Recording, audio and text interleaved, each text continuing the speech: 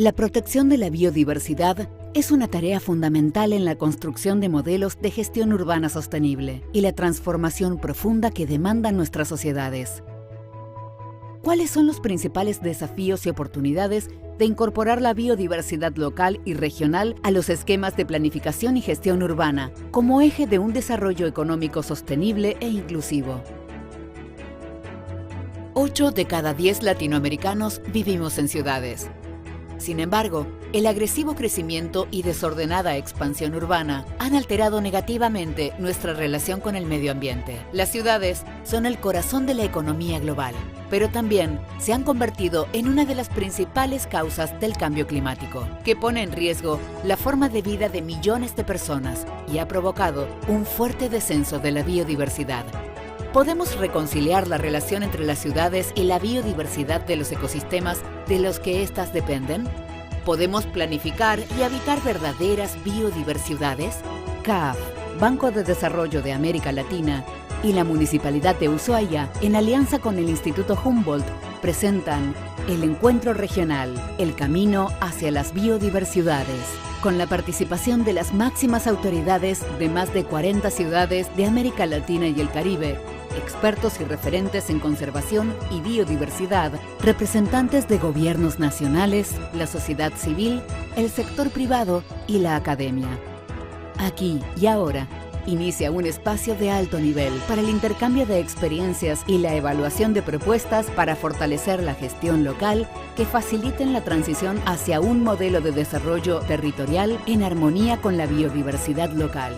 CAF, Banco de Desarrollo de América Latina.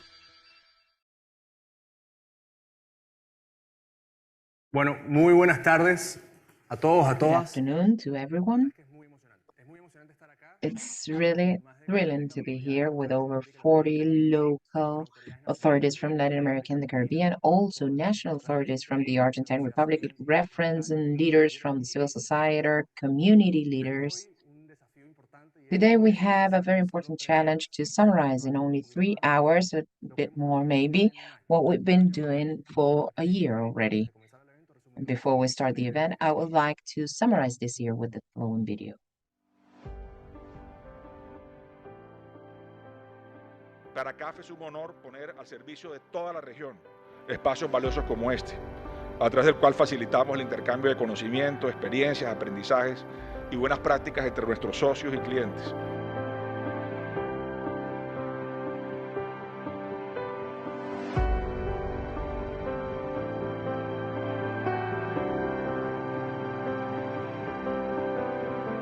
Una red que tenemos el orgullo de decir que nace en Barranquilla, pero que no nos va a pertenecer, ni a los que estamos aquí, ni a los que se unirán.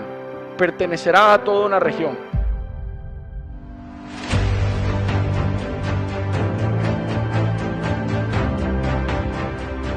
Iniciamos este recorrido, vamos a ir por distintas ciudades y vamos a estar muy felices de poder finalizar este primer año de trabajo en un encuentro que pretendemos se nutra no solamente del trabajo que puedan hacer hoy ustedes hoy, de las discusiones, de las reflexiones, sino también de lo que hagan otros colegas de ustedes de la región.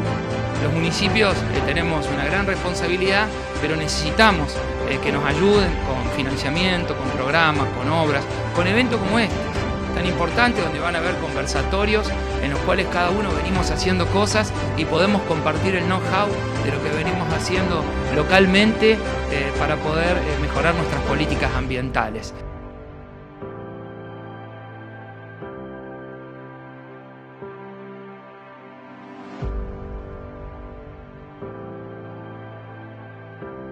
Lo que queremos es construir con ustedes alternativas y soluciones que sean viables para cada uno de sus municipios, para cada uno de los países.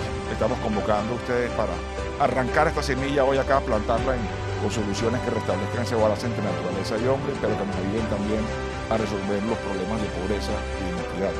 Y sembrar en las futuras generaciones conceptos claros de preservación ambiental, conceptos claros de nuevas modalidades de convivencia con la naturaleza. Y más allá de ser verdes, o más allá de tener conciencia ambiental, es un asunto de supervivencia.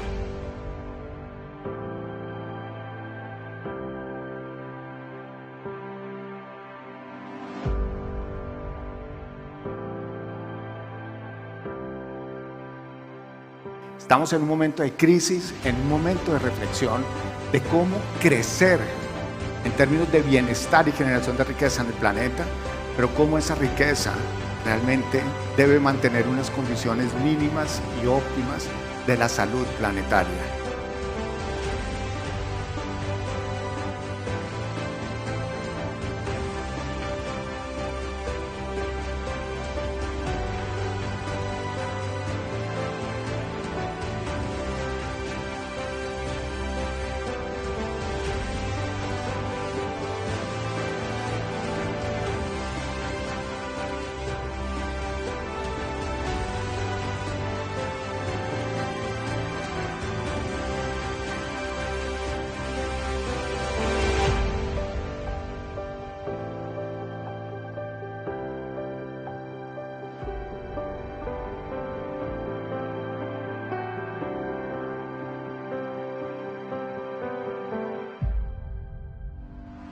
La discusión del agua en el mundo es la discusión que se viene por los próximos 50 años, ¿no?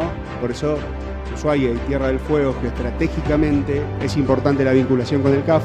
Estamos haciendo un proyecto, hemos presentado un proyecto con el CAF tremendo que habla de esto, de la generación del espacio público, de los corredores logísticos, comerciales, turísticos y además de el cuidado de una reserva biodiversa que tenemos ahí de avistajes y de aves, que es una de las más importantes que tenemos en la Patagonia.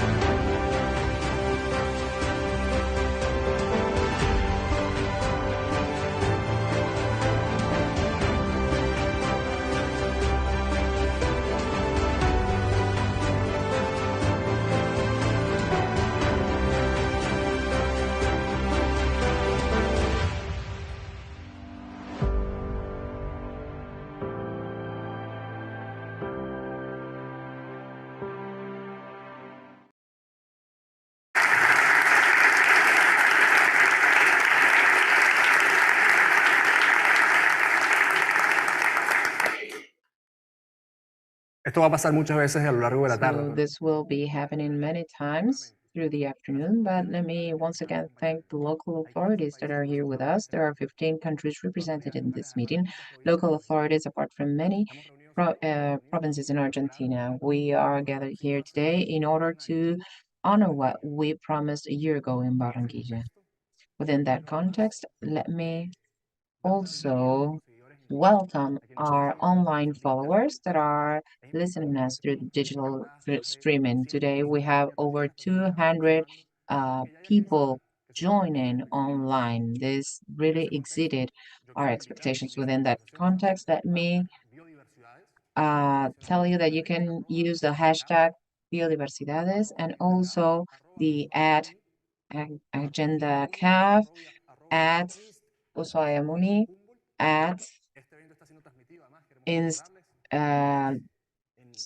Downscore Humboldt. This event is being transmitted into English, Portuguese, and also Spanish, but also you have some devices for simultaneous interpretation. If you need them, you will find them outside the room. You can go out and then come in back again. So to begin the day and getting really into a day that will be very special for us, let us invite to the opening remarks, to this conversation that we've planned for three authorities that are boosting this initiative. Our Executive President, Sergio Díaz Granados.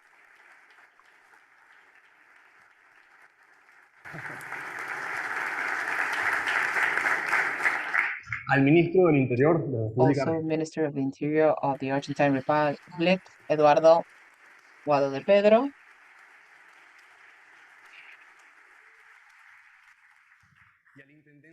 And the hosting mayor, the mayor of Ushuaia, Walter Boto.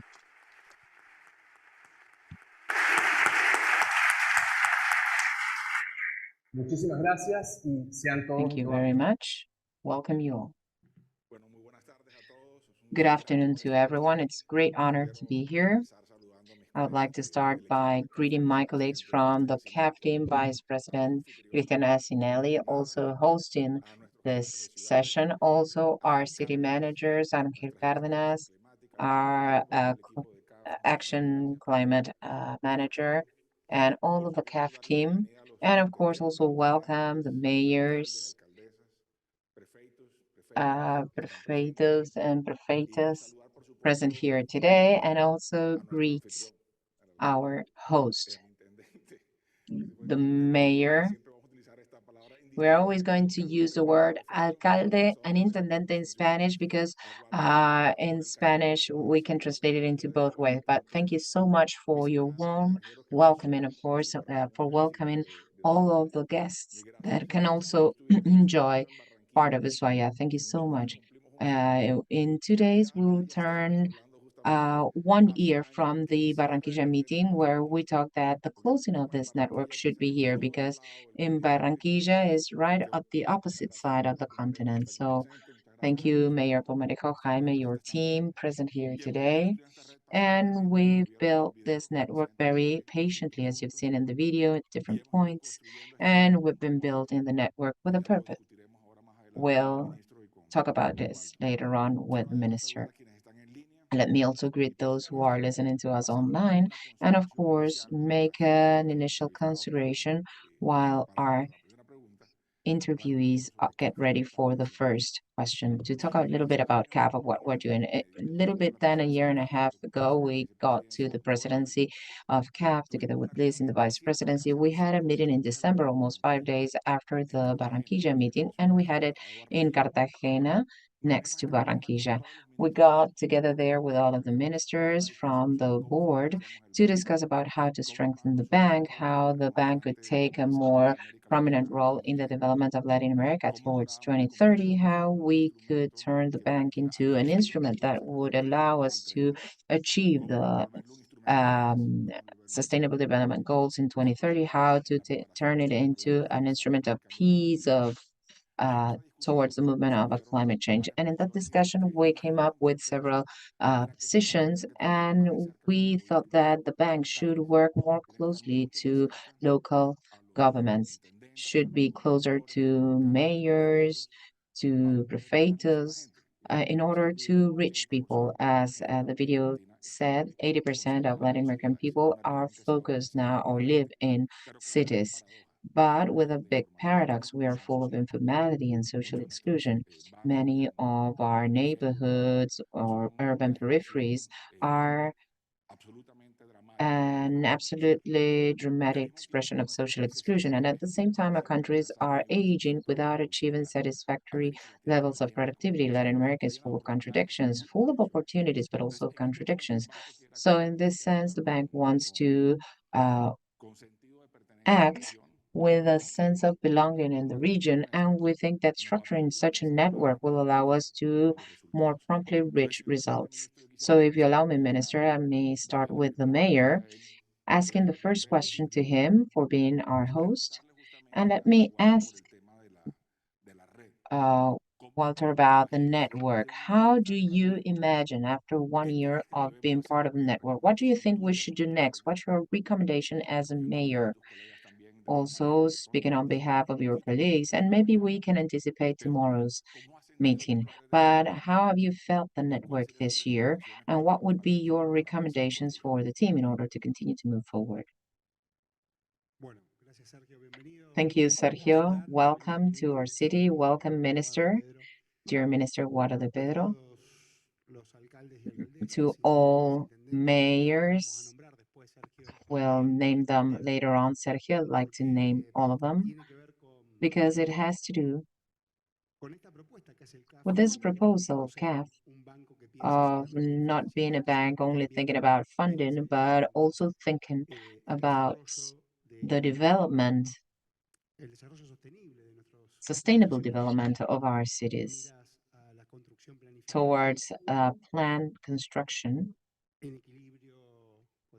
that is in balance with the landscape, with the ideals, with the environment. As you were saying, a year ago, we worked together with Jaime. I would also like to welcome you to our city. Barranquilla is also a beautiful city, and our city is also a beautiful city. Jaime, you're really very young. You've been there for 12 years, right? You've reached very young to the city, and we can now tell the view that you have, and also working on biodiversities and do it make it our own. I see Leo Bota also, Martin Jarjola. I don't know where you are. Where's Martin? Martincito. They've been also joining us ever since Christian Asinelli proposed working on this network and thinking about cities from point of view of growth with three factors: sustainable development, urban mobility, public spaces that are nice to the environment and also for neighbors, and rethinking the roles of the local government in a world where climate change is a permanent challenge. And it's the challenge coming for the next few years. And the fact that, well, we had the first meeting in Córdoba, where we had also many mayors from our country. It was very funny. It was really very nice. Martin also was a great host. And today, dear Sergio, let me thank you, thank CAF for the perspective you have of supporting us as a local government, as also the Ministry of the Interior has always done. 15 countries apart from 19, sorry, 15 provinces apart from 19 countries are also participating. This talks about the federalism and also the head of municipal affairs is always supporting us. But it's really very nice to conclude in Argentina that dream that started in Barranquilla a year ago, and the fact that 40 mayors of the rest of Latin America and the Caribbean are with us is or has been a great challenge to get ready for this meeting. So I hope that you've liked it. I hope that you've liked our city. This city has an environmental setting which is beautiful, mountains, sea, we have urban forests, and this speaks about the policies we need in terms of preservation, of environmental preservation. But I think that the important thing is how to link the national state, how to link the state, the bank. The bank has changed enormously. We remember that previously in CAF, and let me also thank you, Martin Gil is around also. He's been Secretary of Infrastructure and Planning. I don't know where he is. With Martin, we dreamt that, well, this was the first line funded by CAF, and the first work funded through this line is being open in 2 days in Ushuaia. This is a work that will change sustainability and will generate environmental tourism and public space for everyone. So thank you also for that, because this has been a very positive encounter and a great challenge, because I've seen you going around all of Latin America with the summit, and the idea is for us to continue growing, for us to continue looking for commonalities and plan different strategies and exchange management experiences. I took along lots of experiences from Barranquilla, going around cities and local governments to also with Mayra. Mayra is a great mayor. She's changing Quilmes municipality, and the fact of being able to discuss and to find management experiences that are related with urban planning is really great. And let me also tell you that we changed the charter, and in the charter, and I was talking to Martin and Leo last night about this. And also, I was talking to Gaston from Córdoba. In the charter, we were able to incorporate the concept in terms of urban planning, the concept of biodiversities. So this concept of biodiversities, at least in our charter, has a constitutional nature, which is a very important step for us as a city. Thank you very much. I think that you've left two very important messages. One, that nature is not at the service of urbanization, but the other way around. We need to put urbanization at the service of environment. I think that planning should be done based on preserving our natural capital. And we've learned that with time. The protection of swamps and urban forests, preparing the forest canopy for the migrating birds. There are a great amount of things to be corrected from the huge excess of the last 70 years. There's no city in Latin America that has not suffered drought or flooding. So there's a very clear message of what we want for the future, which is a public policy that anchors the concept of better relationship with nature. The second point is knowledge amongst mayors. When you read and when we discuss and see the practical sense of public administration, you can see the contact with the citizens, the need to solve daily problems. And many problems are like solutions share principles or share values that can also be conveyed from one side to the other. I think that's a second message I would also like to highlight for tomorrow's conversation. How can we share more amongst us all within the network in order to more promptly solve problems of us all? And Minister, let me now connect it with the second point, because I think that the most difficult work in public administration is coordination. And I think that's the value the ministers of interior, the ministers of government, and a national government. You are our main customer. We are trying to keep that coordination at a local and at national level. So how do you see this challenge forward of having a coordination between nation and subnational, so local governments or provinces, and in order to facilitate a coordinated action, especially such a development bank as CAP? Thank you very much, Minister. Thank you, Sergio. Good afternoon, ladies and gentlemen. I would like to first extend my gratitude for this invitation, President Sergio and my dear Christian Asinelli, who is an official who has worked in the first years of our administration. He was also during the pandemic relating CAF to the needs of the people, particularly the needs of those municipalities that needed a quick and effective program that were very important to support in basic needs, very important needs. And so that contact and articulation with CAF was brilliant. This is why I want to recognize Christian's efforts. He is a great official. And then to all the mayors, women mayors of these 15 countries. In relation to your question, this is a very broad question, but also very specific. So I was talking with the Minister of the Environment of Argentina a moment ago, and I want to, by the way, emphasize the presence of Jose Maria del Corral. This round of applause for him, because he has many scholars working with all of us. He builds bridges among all of us. So I was talking to Minister Cabandier as well about this triple crisis that the world is going through.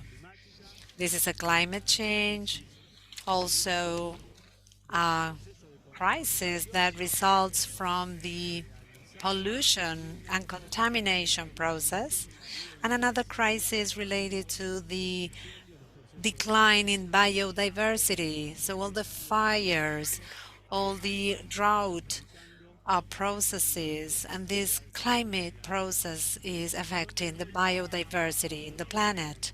I don't want to bore you with information. Probably you all know this. We are the region in the world that has contaminated the least all through history.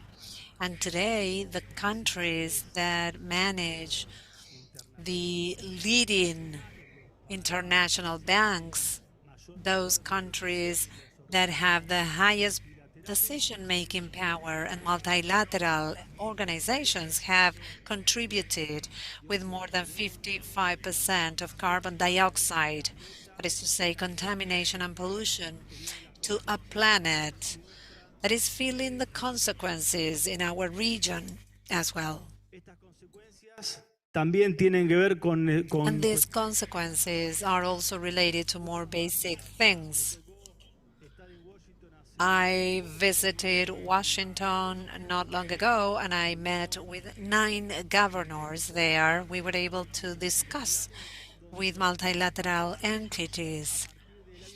And as of next year, one of the problems they will have to face in the world will be excessive migrations and all the problems derived from migration. So this is the result of international disorganization that, due to various reasons, the quality of life, the quest for dreams and hopes are observed and seen in some parts of the world and are absent in others. So when we think about these things and we think about the role of the cities, at least from what I saw, I didn't know that Biodiversities network, so I would like to congratulate CAF on this effort, and I want to congratulate mayors on this effort too, because this transformation that the world is requiring, this call of action to all of us, also requires a change from the bottom to the top. Sometimes the top fails to understand each and every need in the cities. The top, the multinational and multilateral organizations, the decision-making bodies that make those decisions related to world trade and world protection. Sometimes they don't fully understand those needs, basic needs in the cities. The need for rain, the need to have water, the need to do without fires.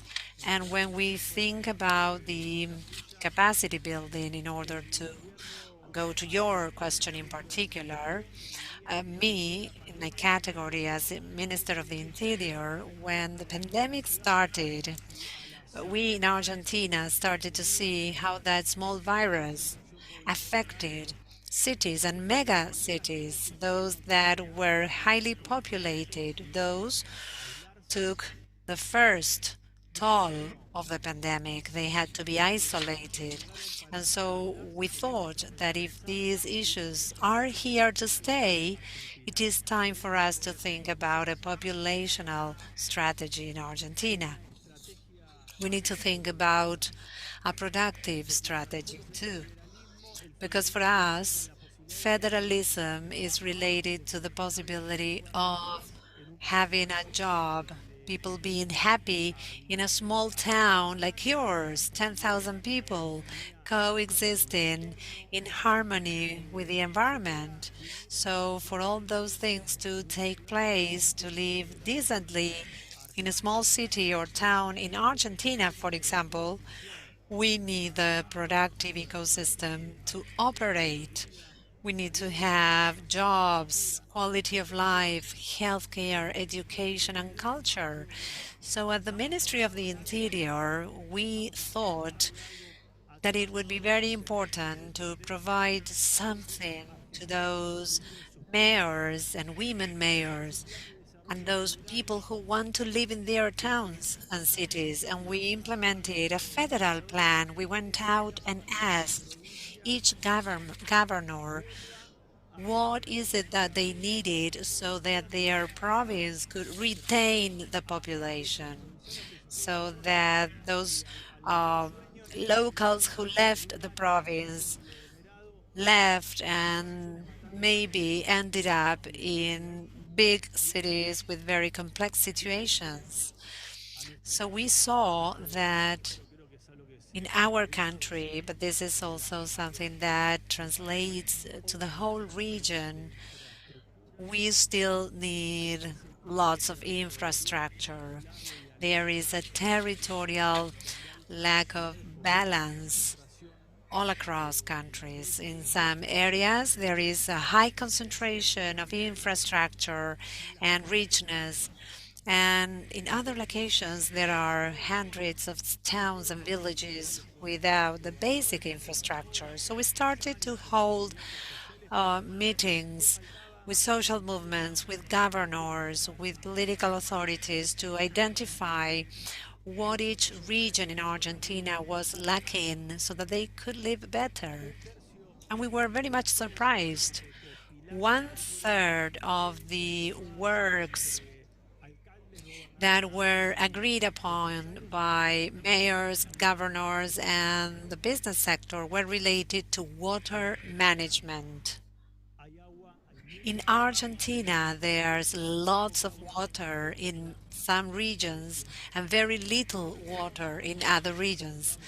And we were discussing a moment ago with a mayor from a Chilean city, our brother country, Chile, and we saw the potential that we had in Argentina if we were able to coordinate among the country regions instead of the countries per se. So in Cordoba province, for instance, in the central region, and then the north of Argentina and the north of Chile, these were all needs identified in relation to logistics. And that's when a few years ago the Atacalar region was created.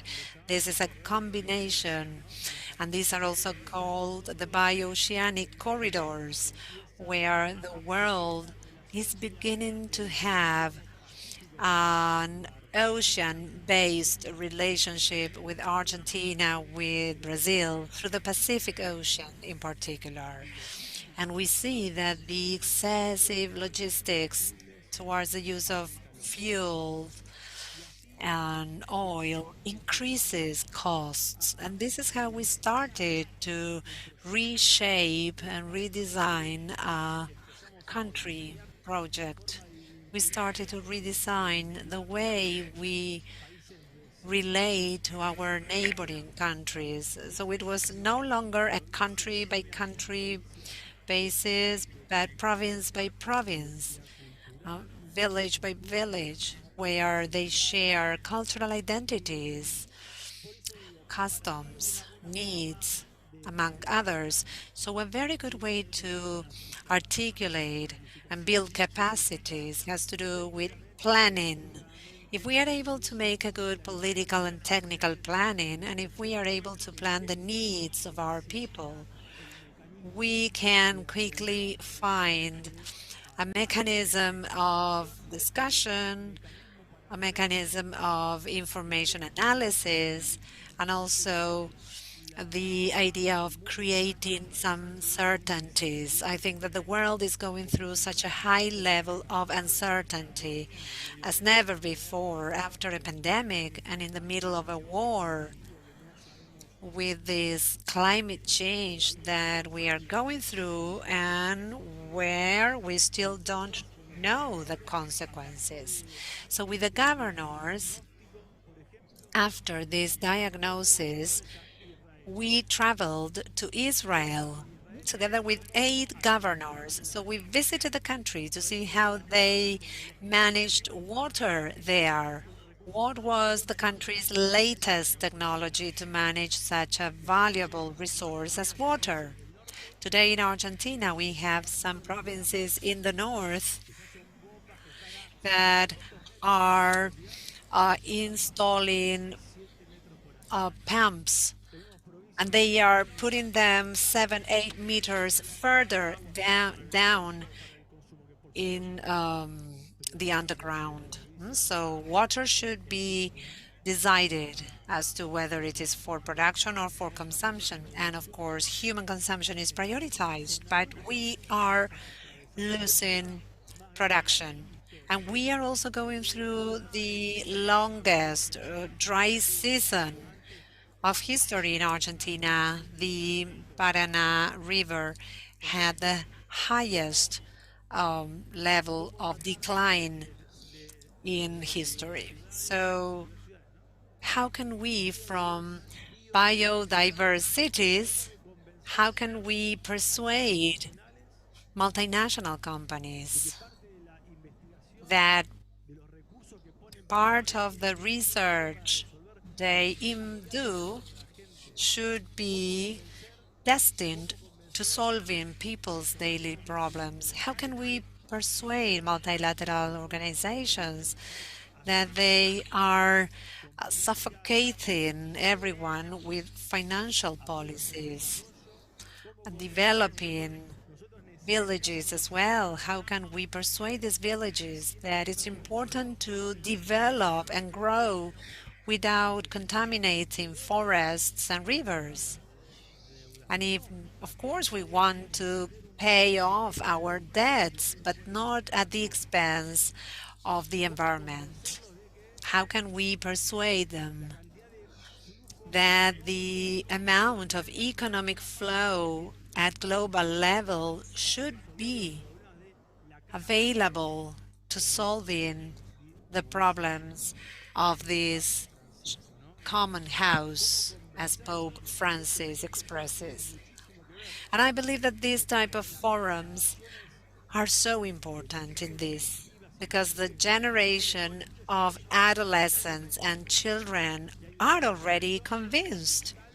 And there is a whole environmental revolution already of our daughters and granddaughters, and the need for a very much needed cultural change of take care of the world.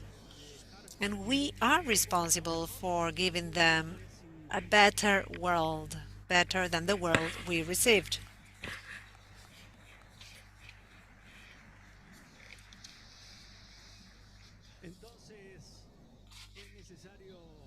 So it is necessary to work together, the national state, the provinces, and the municipalities. But this is more interesting because we have here mayors from different countries.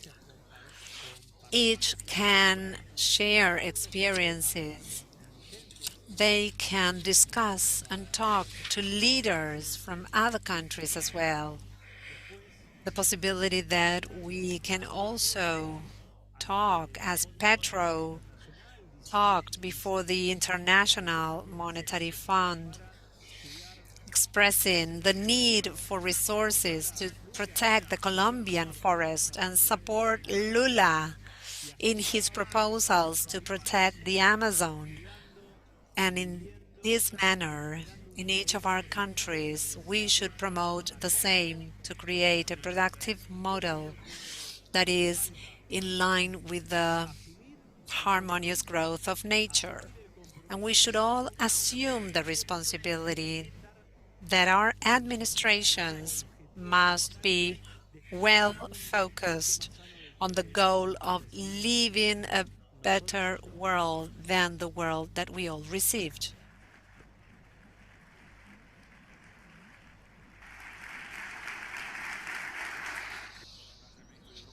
Thank you, Minister. And there are many messages here that we should take note of. Droughts, for instance, last year at the COP27, we signed a commitment as an international entity to create an international partnership against drought. We have a representative here. Later on, probably this person can take the floor to share with us what this all means about. So the importance of stabilizing the rainfall regime, that depends on what happens at the Amazon. So this is all very much related to the protection of our forests and woods. And so the actions of a country will impact another country. When we were in Quito, I remember that the mayors of the bordering areas were talking about the pollution of the rivers due to illegal mining. So here pollution makes no difference. And whenever we attend forums, when we gathered in Dominic the Dominican country, this has to do with what we do. This is related to what we do in Dominicana, for instance. We saw the problem of the weeds in the Caribbean that deteriorate the oceans. And so we need to make a great problem. We need to see these problems in a more comprehensive manner. So for us, the network cannot work in isolated aspects. It has to do with systemic problems and the strength of the mayors. Well, the strength of mayors is huge because it has a direct incidence in the public opinion, and this can also move the agenda. The climate change agenda will require leadership and commitment. So, thank you. Thank you very much. Your messages have really been very good in our conversations. So how can we now think of better coordinations for the next year in 2023 and 2024 to make the most of this network? As Jaime said, the importance of the substitution and replacements. So it's very important that the newcomers, the new mayors can reinvigorate the network. So it's very important to identify local projects, but also to move the agenda towards protecting the common house. When we talk about the common house, we think about the economy and ecology. They share the same root of the word, the same prefix. So this is a clear message for the future. So let's see not just one problem, but the problems that are shared beyond the local sphere. Thank you very much, Minister. Thank you, Osvaldo, for the opportunity of being here. Bien, bien. Hola. ¿Sí, me escuchan? Can you hear me? Waldo said in Barranquilla. Walter, I mixed both names. So Walter said in Barranquilla, this is the door to the Antarctica, remember? And Barranquilla is the place where the immigrants started all of their inventions. So I think this is another point in our agenda that is somehow also related with biodiversities. Much of the environmental deterioration is also pushing this forward. This is also something that has to do with the environment. They're moving people from one side to the other in Latin America and the Caribbean. So this is also part of the answer to stabilize territories in order to give the right to people to remain where they have their own roots. Thank you so much, both of you.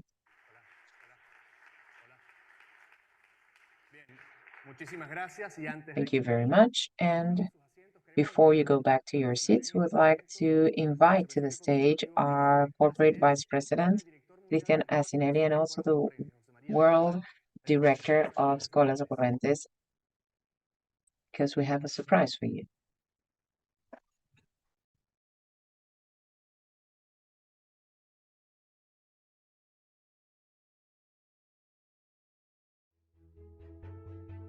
Es una placa que reza, y voy a permitirme leer acá.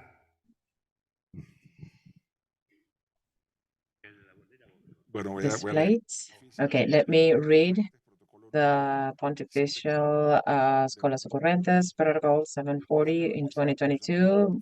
This has been blessed by Pope Francis for the meeting of biodiversities in Latin America and the Caribbean and Ushuaia to continue educating together. Thank you very much.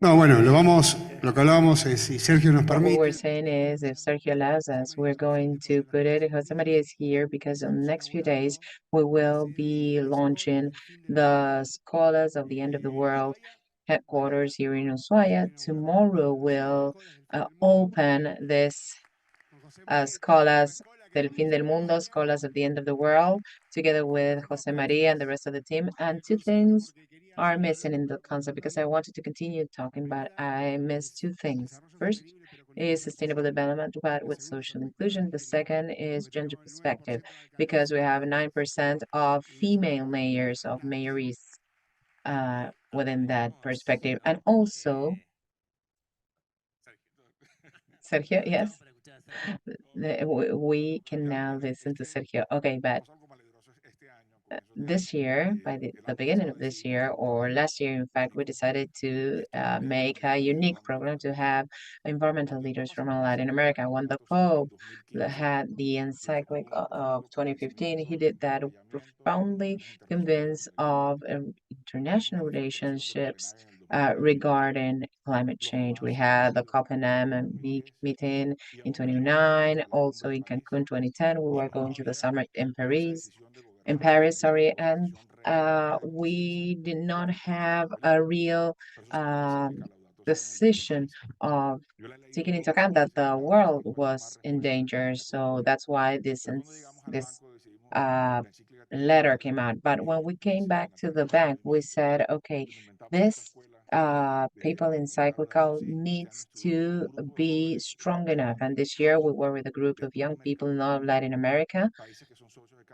countries that are member of CAF and others that are not members. We've been with the Pope, doing this with the Vatican, with the scholars, and they're continue to work replicating the message to other leaders in the region. So we came up in April, May this year to have the diversities network next year with a Pope, also strengthening the message of the young people with mayors in order to gain more push.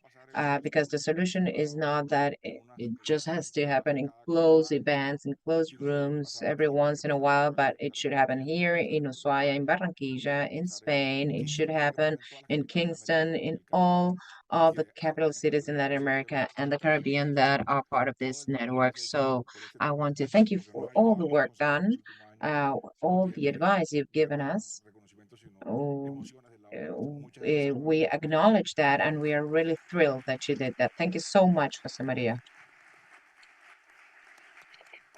Simplemente, bueno, a muchos ya nos conocemos. Let me just, well, I've known many of you because we've been with the young people, the teenagers, the chavos, as you say, working in all places, and the appreciation of the young scholars to CAF. The fact that you remove the walls from a bank. We believe in a wall-less bank. That's why we are removing the walls from schools with Bergoglio. We've been doing so for 30 years so the children can look at each other, never mind whether you are a Jew, a Muslim, you believe or not. You need to meet the other person. And we believe in that sort of education, the public education that is done bottom up. So thank you so much for having this bank without walls. Thank you. And very simply, see you in Rome. The mayors were willing to travel, right?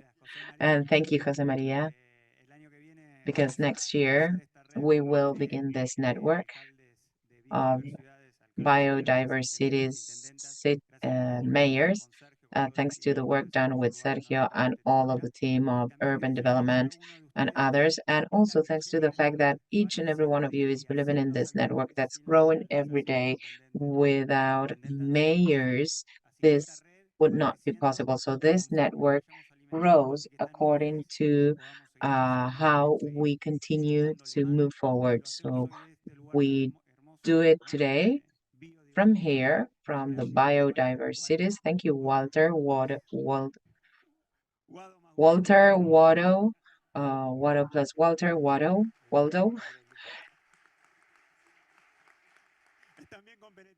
And you're a very united group, shoulder by shoulder. Okay, so thank you all very much, and let's continue with the event. And we'll see you in Rome in May, probably. We'll need to put a final date. Let me just add that we have the Pope at the end of the world, but we need it to be at the end of the world, right? So, okay, thank you so much.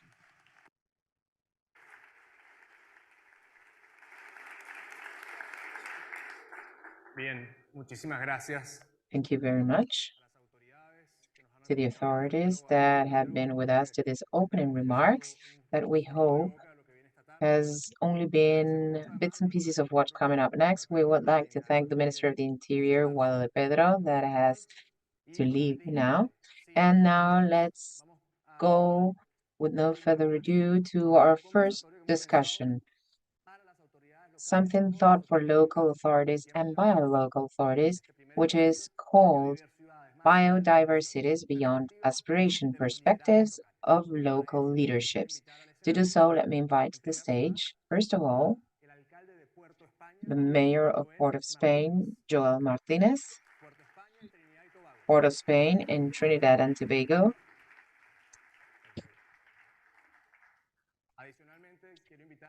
Also, let me invite the Mayor of the Municipality of Montevideo in Uruguay, Silvana Pisano.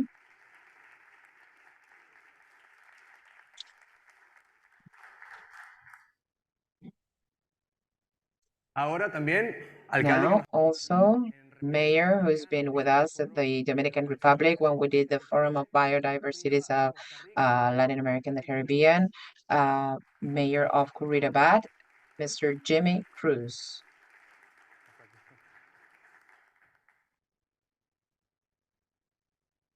Bien, y por último, and last, Mayor Carolina Aranda, Mayor of Mariano Roque Alonso in Paraguay.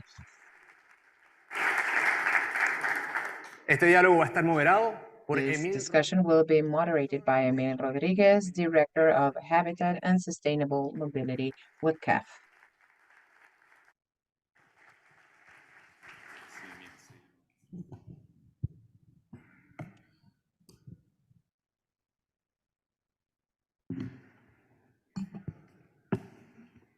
Bueno, en primer lugar, un saludo a First of todos. all, greetings to all of you.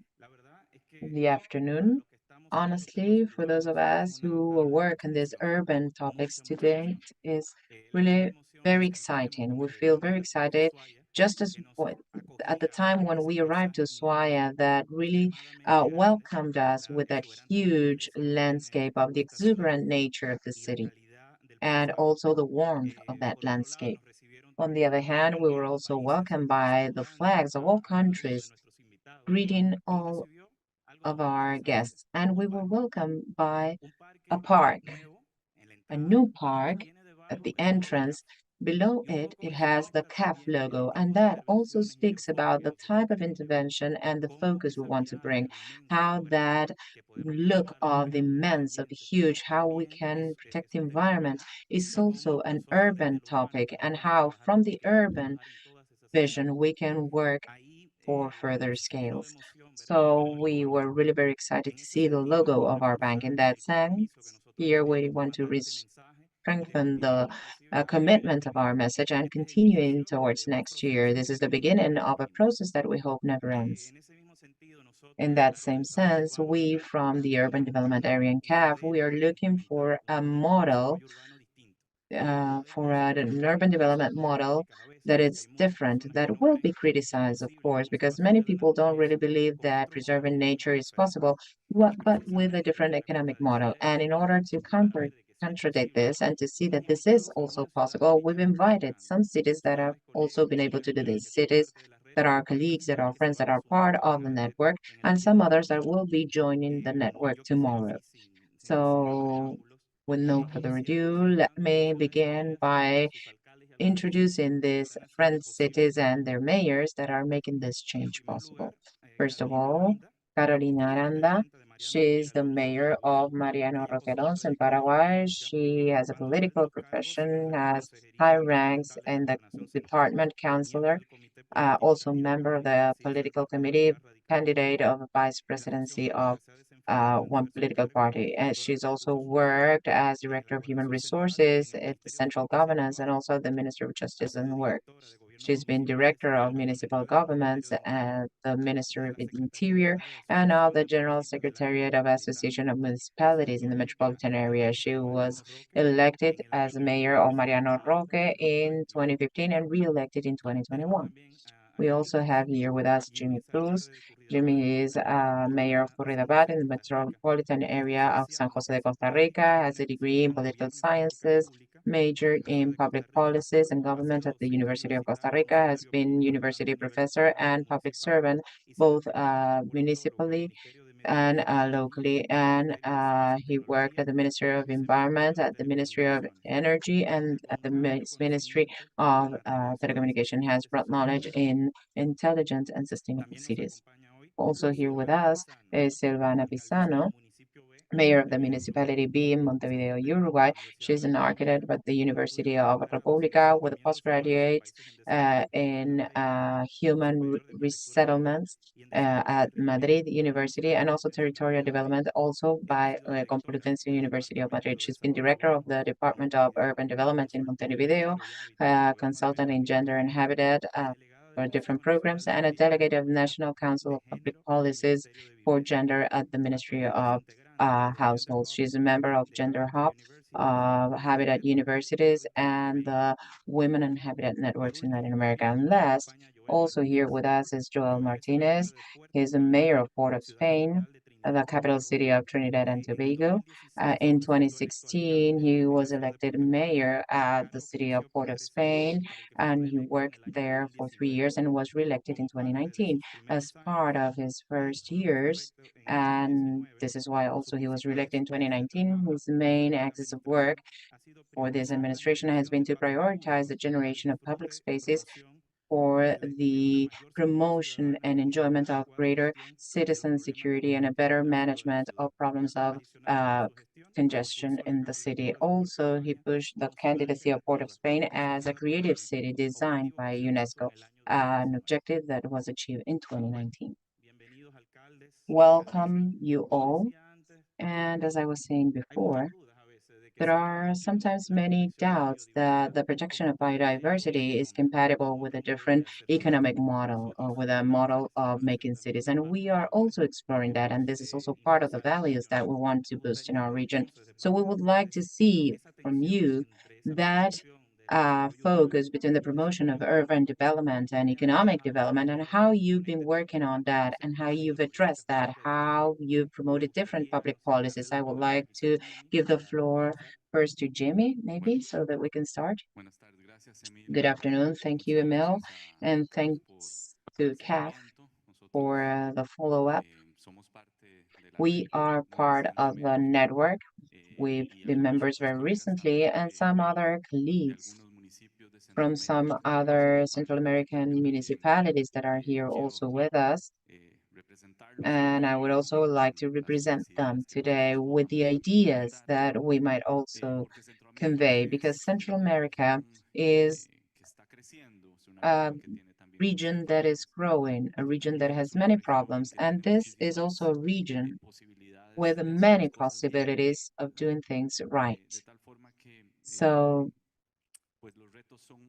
challenges are very big, of course, but maybe the first challenge that we have as a region or as a country in the case of Curridabat has been to identify where the problem is. And within that identification process, we are able to somehow point the internal planning at a level of local government and also be able to identify the factors that have been left behind that we have overlooked along the way in order to plan in relation to all the rest. Our city has a vision of development that specifically focuses on environment in terms of urban development. We have a concept that is called Ciudad Dulce or Sweet City, and this generates a total transversal axis in all of the urban planning for the city. Very recently, we realized that in the municipal strategic planning,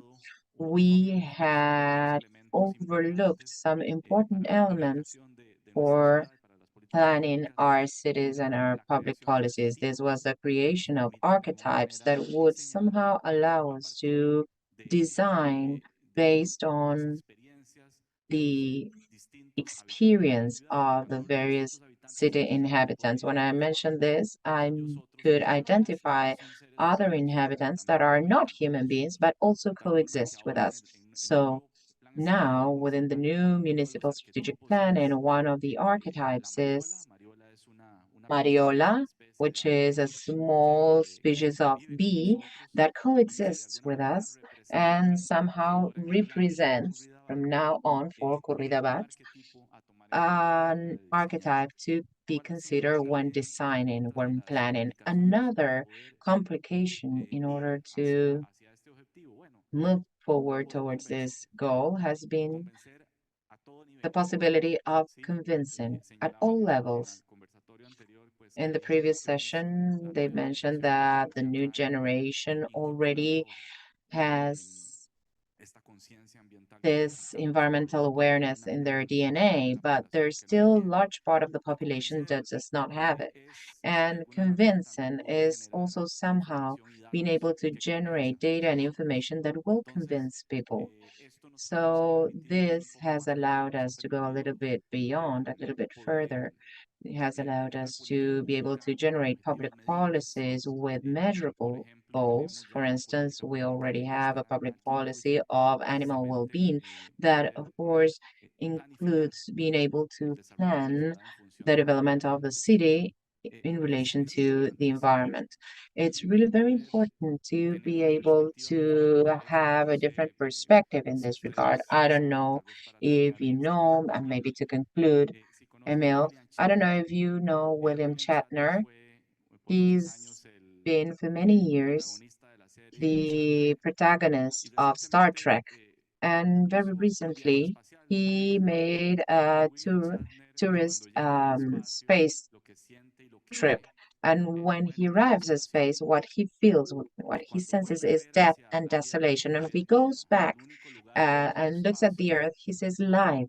So the only space where we are really certain that we have life and life can be generated there. And when Shatner arrives back to Earth, what he does is to fall back into depression. Well, that phenomenon or that effect, that perspective that was generated in him, I think that's what we should try to incorporate it within those first convincing scenarios for all of the citizens, and within this convincing scenarios also for local leaders and local ministers in our cities. In Curridabat, we have a big challenge also to convince at a national level, convince national authorities. So this is maybe a summarized way to point what we are doing and what are some of our challenges. Y una pregunta, bueno, continuando la pregunta Thank you, también. Jimmy. Now, moving on to the same question now, Carolina. In Asunción, the city of Mariano Roque is in the metropolitan area and it has big infrastructure such as the airport and some other dynamics related to the metropolitan life. So How do we think about it? Curridabat is also in a similar line. So, what is your opinion? Thank you. First of all, let me thank CAF for this opportunity that we have of sharing among all of us, mayors, women mayors, all together to exchange ideas and good practices and experiences. I've been sharing with my colleagues since Sunday, and I want to also extend my gratitude to the local mayor because of his hospitality these days. So Mariano Roque Alonso is a 50 square kilometer city. It is 20 minutes away from the capital city, Asunción, and the metropolitan area that includes 10 municipalities. We are all making networks, and these networks are very important for us to submit projects and to address the common problems that the 10 municipalities share.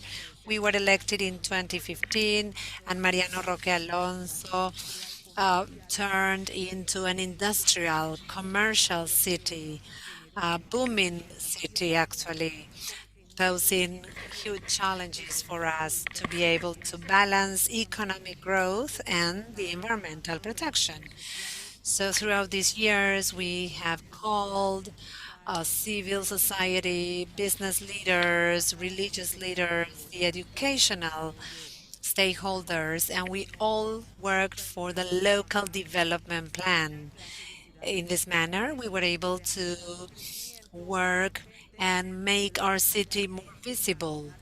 We were able to focus our efforts towards where we want to get, but being also the intermediaries between the population and the private sector. So trying to not disincentivize the private investment that we need, but rather trying to promote these needs and at the same time use programs focused on sustainable development. This development that can help us articulate everything, economic, social, and environmental growth all together. So this is how we work, promoting all these aspects. And today we have a city that is growing without affecting economic growth. We are also working with the youth from schools on environmental matters. And I also want to share with you that the municipality has created officials detecting and identifying talent so that we can also reach out to children, to students. That's where education comes first. And that's where we can quickly find a solution. Raising awareness among children, among adolescents, we can raise campaigns, awareness campaigns from the education perspective.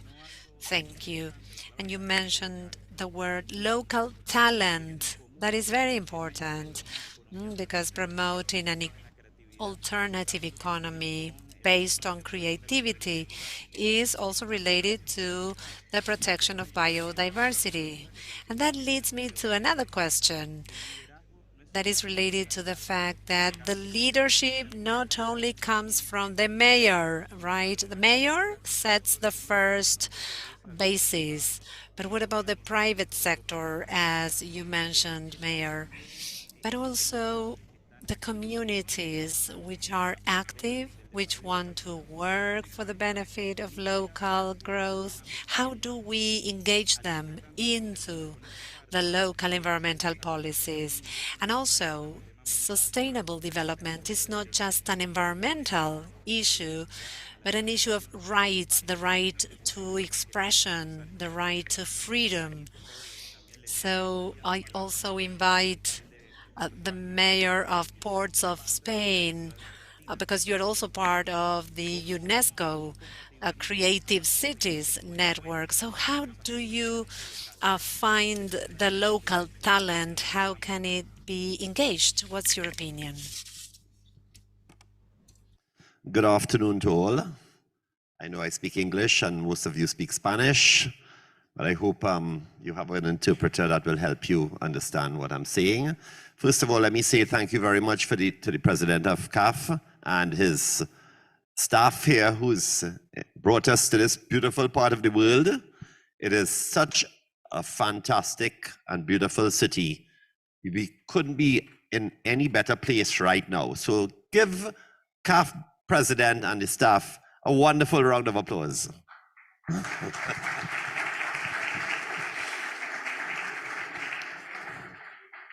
So thank you very much for making this moment happen. The world is going through a lot of climate change, and we understand that it is all our fault. We've done it, else had it not been for us, the world would be a better place. But we inhabit the earth, and we have to make the earth a better space. It is all our responsibilities to be able to do that. I come from a little island just off of South America called Trinidad and Tobago. It's two little islands, but we are a carbon, we develop, we are oil and gas economy. So we produce carbon, so we affect the earth in a negative way. So what we have to do is actually do things to change that. We are looking to move from an oil economy to a gas economy, which we have done. We sell methanol to the world, we sell ammonia, and so on. However, we are trying to move to green gas. So that's one good initiative that the government is doing. But we also a country rich in talent, and we make music for the world. We have invented an instrument called the steel band. It's the only percussion instrument invented in the 20th century, and it was born right in Trinidad and Tobago. We are culturally gifted in a lot of ways, and as a mayor, I am proud to be the mayor of the capital city. We have a lot of work to do. We suffer from flooding, we suffer from congestion, we have bushfires from time to time, but we are trying to manage and keep it under control. And what we did a few years ago was join the UNESCO Creative Cities Network by applying to be the city of festivals through the city of music.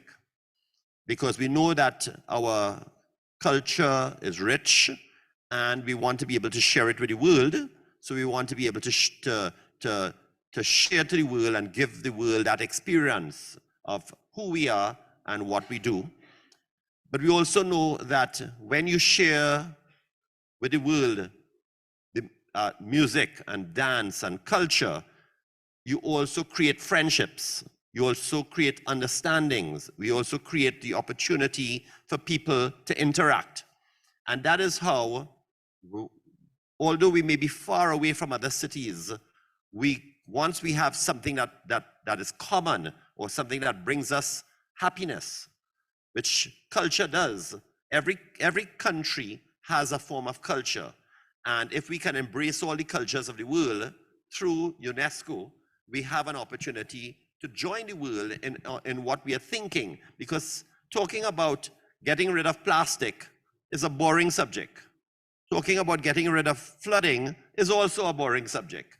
But if you can find the mechanism to bring young people together to share in a common goal, to be able to build on developing the world and developing the creative aspect of the world, we have an opportunity to touch the minds and hearts of the young people. So if we keep thinking that we keep culture separate, we are making a mistake. So we have to be able to join and help them to understand and do it through sound, do it through music, and do it through dance, and help and send the message of the environment at the end of the day. Thank you.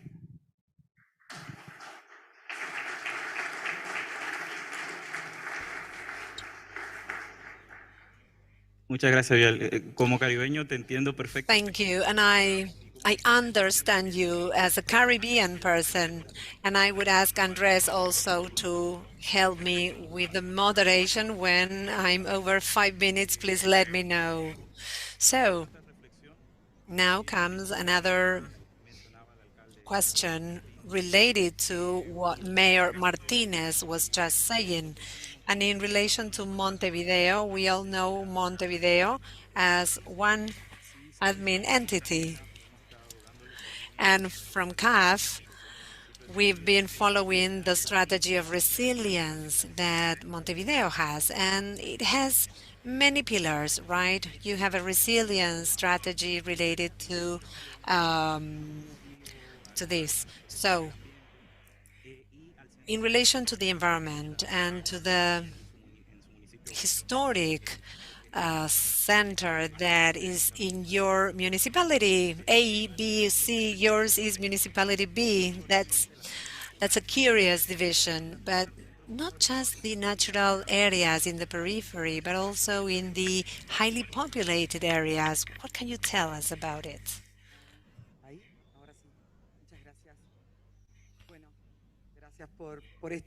Thank you for this opportunity to share these ideas. And it is true, Montevideo, as you know, is divided into 8 municipalities.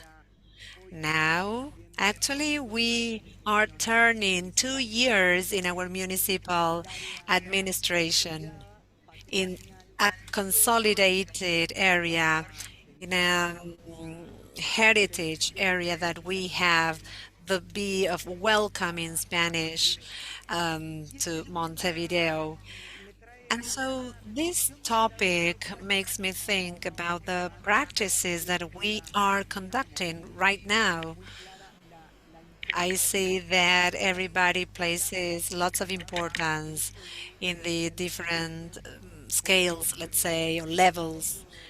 For one, the respect for biodiversity expressed in the cities, as the name of this network expresses it so well.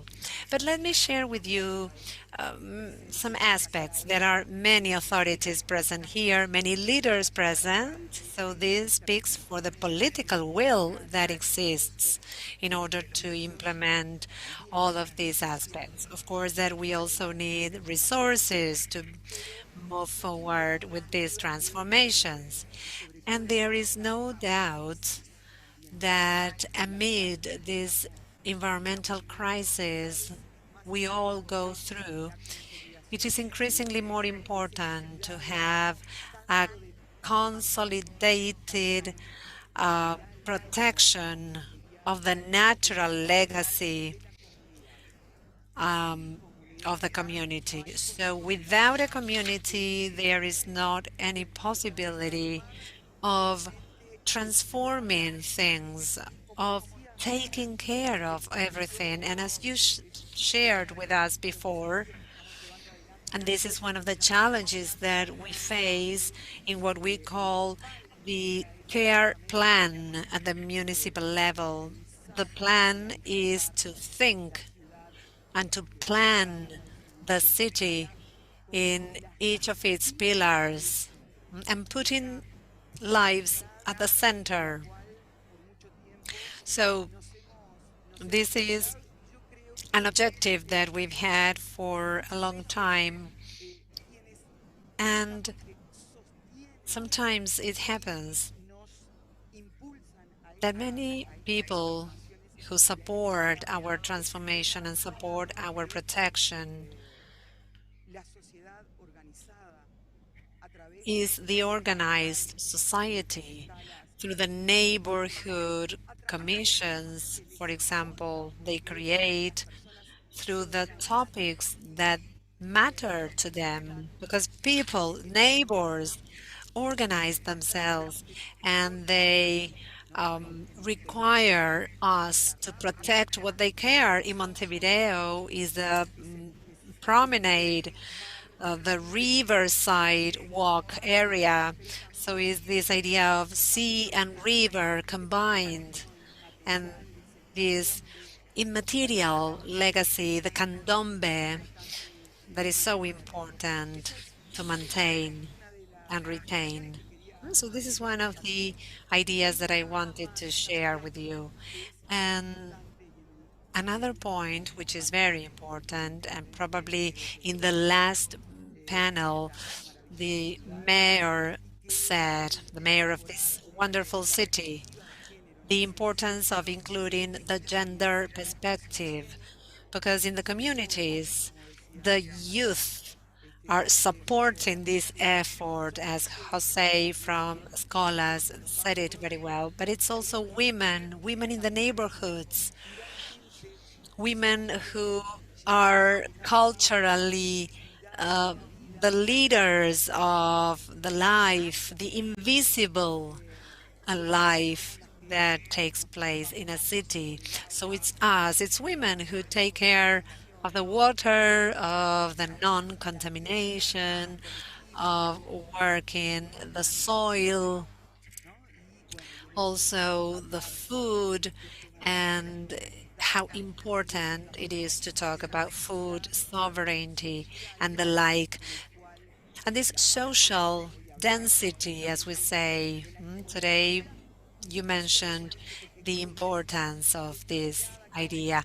And with this, I conclude the focus that CAF also makes from the local, from the municipalities, the huge challenge that we have of innovating our practices so that the community can be part of our actions. The community can get hold of all these actions in order to finally consolidate the protection of the lives in plural, and women also from the government, the guarantees, protect the guarantees, but also create new mechanisms that can broaden the participation and that can recognize the voices of the community, which is the fundamental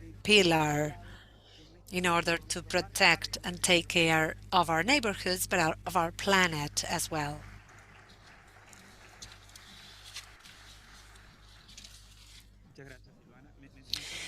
Thank you, Silvana. And you said to put the lives at the center of the urban heritage. That is so good. And now a last point.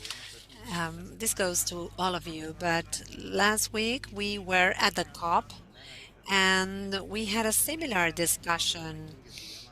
There was an MIT team that was presenting a map showing the relationship between the biodiversity hotspots in the planet and also the vulnerable populations in the cities and the urban sprawl. And there was a combination among the three. So we saw a push to the periphery, and those urban peripheries feel the tension between the urban, the forest, the rural areas. So again, we need to raise awareness among the people, the local people play a huge role in protecting our urban and rural heritage. So the question is, within the framework of our network and the discussions that we've had, what is your opinion about the policies and projects that you could promote in order to think about better planned urban expansion? This is very important to share with all our colleagues. So a different economic model, a more aware private sector, and how can we think the growth of our cities? So Silvana, maybe you wanted to start? Sí, hacemos Yes, exacto. so as to make it the other way around, right? So maybe sharing some mechanisms that for 30 years we've been implementing in Montevideo, and it's a little bit similar to this, to saying we need to build specific instruments so that, I mean, of course, in capitalist cities where many times the soil consumption, the cheaper soil consumption is translated into that tension between being able to remain at the city hubs, and is the right to cities where you have public spaces, where you have different systems related to water and sanitation networks, collective transportation. I mean, all the services that have to do with the right to city, and sometimes they enter in conflict. In Montevideo for 30 years, we've had an instrument called Cartera de Tierras e Inmuebles, and this is a bank of urban soil for the cooperative system of households and some other programs that enable those sectors that are unable to access, and through some other credit mechanisms, they have then the possibility of having that soil in a condition of urban soil and are have the possibility to be there. But there are also some other mechanisms, for example, based on what happened with the pandemic, of course, and reduction or maybe the lack or not being able to continue working, especially those who are working informally and live in rental houses or pension houses, as we call it. And they had to prioritize their access to food, for instance. So they were given grants so that they could remain in those places and not be displaced, even though there was an increase of people in situations living in the streets, and they could also go to the peripheries, right? So I think that there are some specific instruments that allow you to uh, stop the expansion of cities and occupying areas that we need to preserve, to take care for ultimately, and that they are not suitable for life, right? Thank you, Silvana. So also in order to move forward, maybe one more reflection. I don't know which of the mayors would like to speak. The main reflection that I have to offer to you from my experience in my country is what my colleague said, the political willingness and also the support that we may have as local governors. In the absence of that political will and the implementation of international treaties that talk about environment or other legislations, and from our administration, we've been able to renew and create new ordinances. And that lack of commitment and making the enforcement of these laws made us in our country lose very important natural values, as many of you probably heard, Lake of Pacaraí. This is absolutely polluted due to a lack of awareness and law enforcement and lack of support of local growth in terms of companies that are regulated and controlled. So there's a lot of pollution and contamination. That is the main concern. And I think that we need to start from there and take that commitment of facing it and confronting without caring about who's in front of us in order to enforce our local and national laws. Today in our country, we don't see that. We have massive deforestations. We also have contamination, as I said before, that of Lake Pacaraí, also pollution in our rivers, contamination in our rivers, and that is what we really need. Also, we need this sort of opportunities in order to look for strategic allies, in order to get resources and improve our living conditions in our municipalities. We're talking about biodiversities. I'm talking here in front of many mayors, and when many things are missing, for instance, in my municipality, so to speak, something really basic and elementary as, for example, the sewage system, something that is really desired by all the municipality. And as a mayor born and raised in this municipality, I really desire to be able to obtain that. And I think I will be able to do that with the support of the CAF. And on March 8th, the International Day of Women, CAF also held sessions in my country, and they approved an important credit for that sewage system. Let's hope that within our term, our 4 years of government, we will be able to have this satisfaction that during our administration, we began works for this very much desired sewage system. We cannot talk broadly about biodiversities or environment, where in fact, something which is so basic for health, environment, and everything, we don't really have it in our municipality. I am the first female mayor in Mariano Roca Alonso, the first one reelected in consecutive administration, and I really desire with all my heart that during the whole project of my term, we will be able to start this project of sewage system. We're also leading another project funded by the European Union, uniting 10 municipalities, and within these municipalities, we want to build a resilient, inclusive, and sustainable city. So with this sort of support, I think that we will be able to cooperate, and also with the commitment of laws, regardless of who's in front of us. Thank you.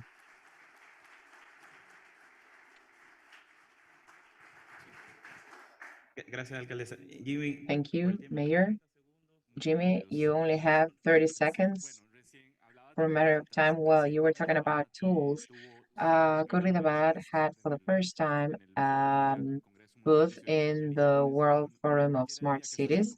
And anyone would ask, what is Corridabad doing in that forum of smart cities? Well, because we believe that the intelligence of a city is not only measured by its digitization. A digital city is not necessarily the most intelligent one. So we wanted to compensate. And Corridabad showed the kit of tools in order to protect and preserve biodiversity, in order to protect and preserve the city, the future city that we hope we will have. We showed our techniques for regulation, our regulatory plan, the strategic plan, some tools as, for example, the animal well-being tools, some other tools that have to do with urban control that are very much related with this balance that we need.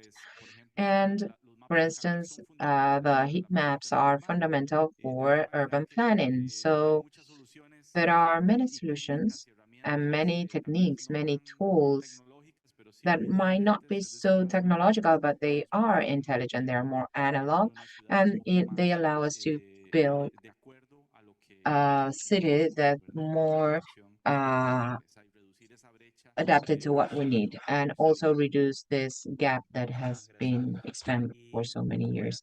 Thank you very much. Let me close maybe with a reflection based on what you've said, what Silvana also said, what has to do with the right to city.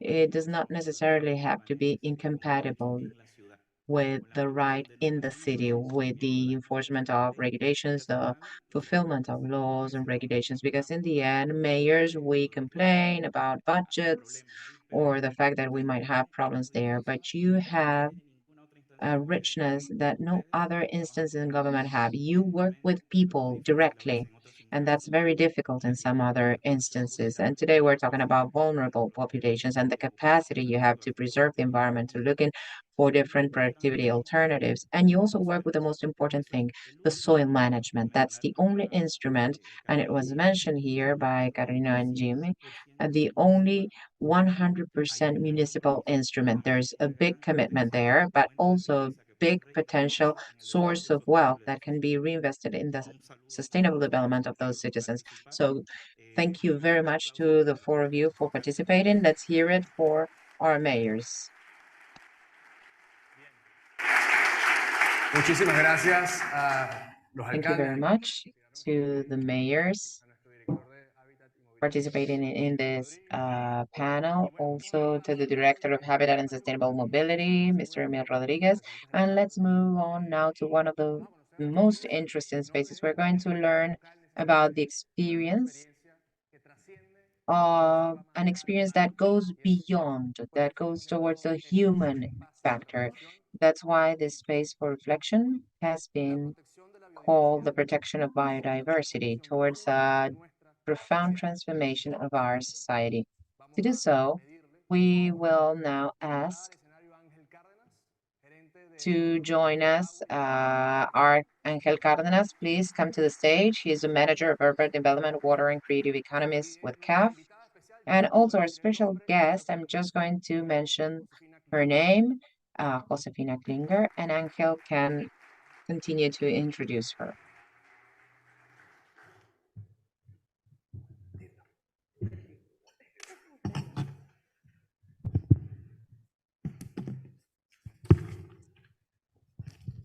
Buenas tardes, primero que todo. Good afternoon, first of all. Let me thank the authorities and the audience to the event. It's been almost a year, but it's gone fast, and it has been quite intense and also very funny, very interesting. I wonder how to introduce Josefina, because definitely Josefina is not only a great woman, but a person worth listening to. So I recommend you to listen to her very well during this 20 minutes. So let me read the following. A world with equity, if possible, only teaching the child that everything is common. It provides the value of ethics.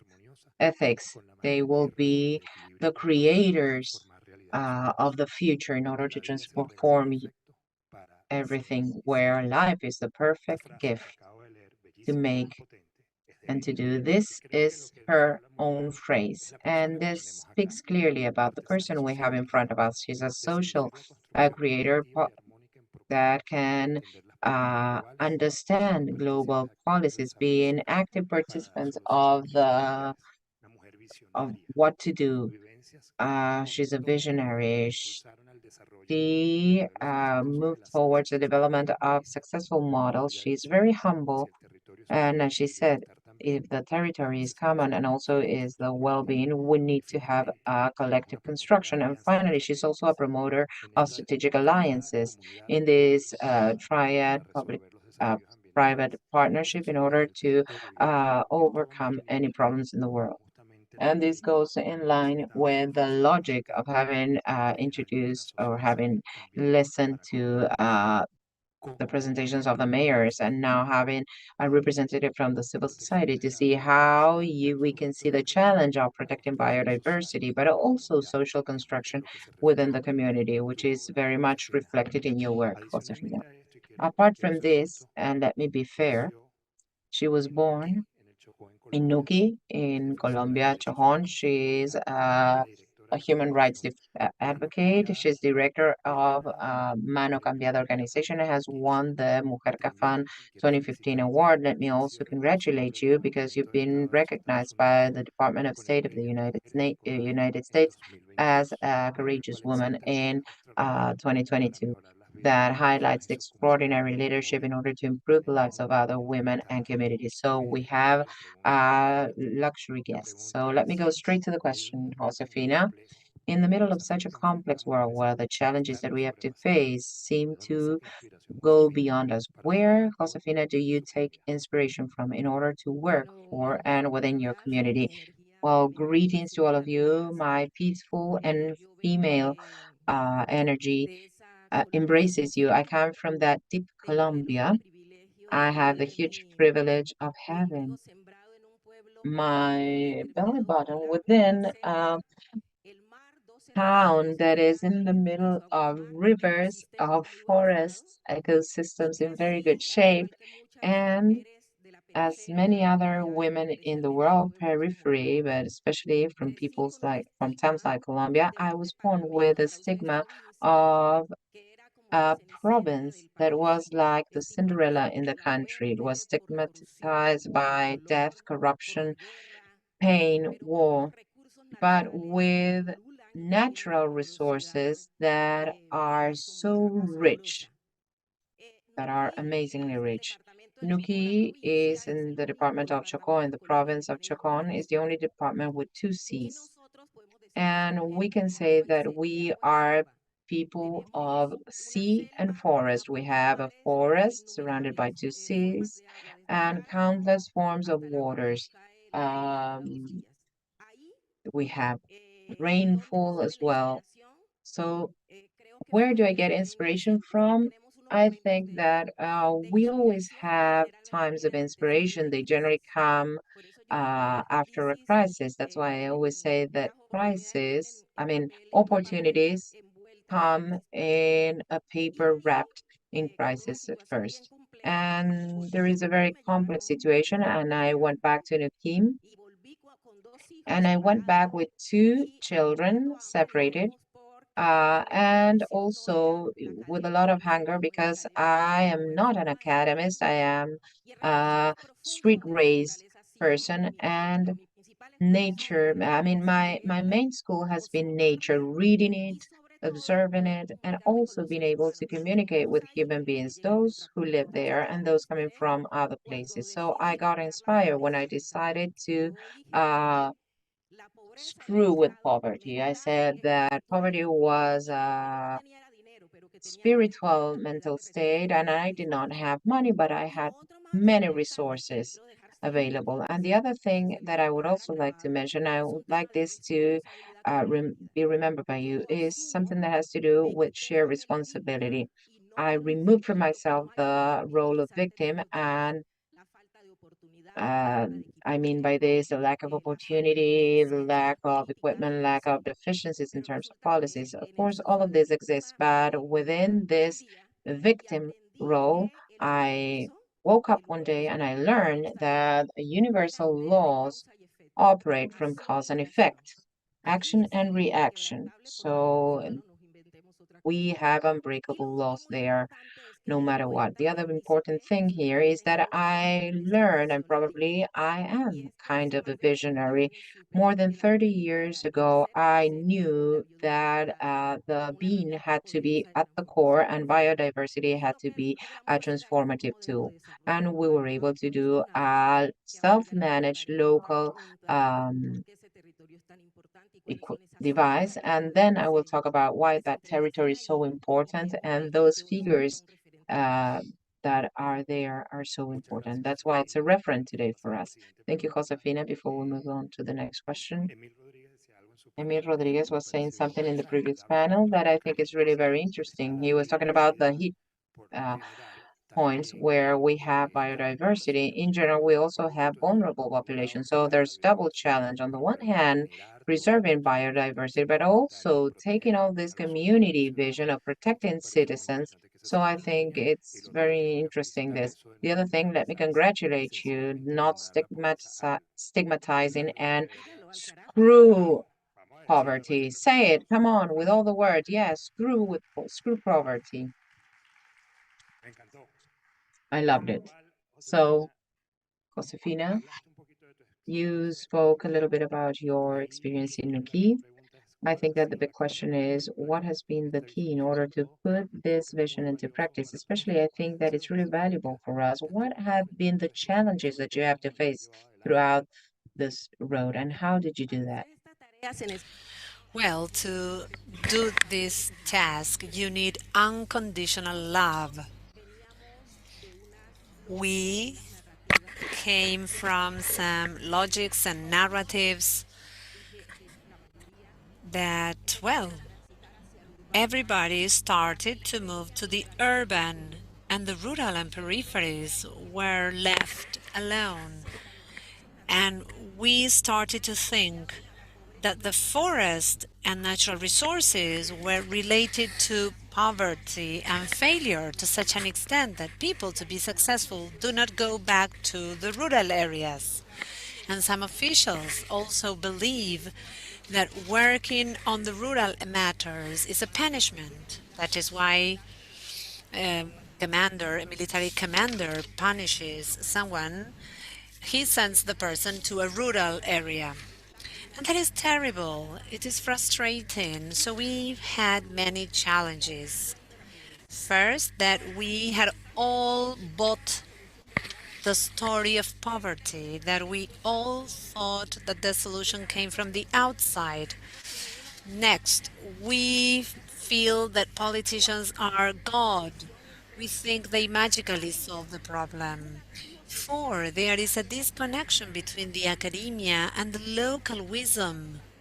Another challenge is that for being in a badly called poor territory, I was taught to put scarcity and not the resources on the table. So I believe that I lack everything and I don't know what my priority is. Next, for having such an informal economy, we don't have mid-term visions because we are all focused on the present. And then, from the outside, the development model is defined and we don't have any vision. If I don't have vision, I'm not sure what the road should be like. I don't know who my ally is. So we think that equality exists, but we are not homogeneous. We live in a country that has differences, and we were told that the ideal model was the city. In Medellin, they have a different development vision. And they say you are determined and defined by the mountain, but we are not defined by the mountain. We are defined by water and natural resources. So I am inspired in all these provocation. And then we had the guerrillas, and the paramilitaries in the country. So that was a challenge that we had to face. And we did it.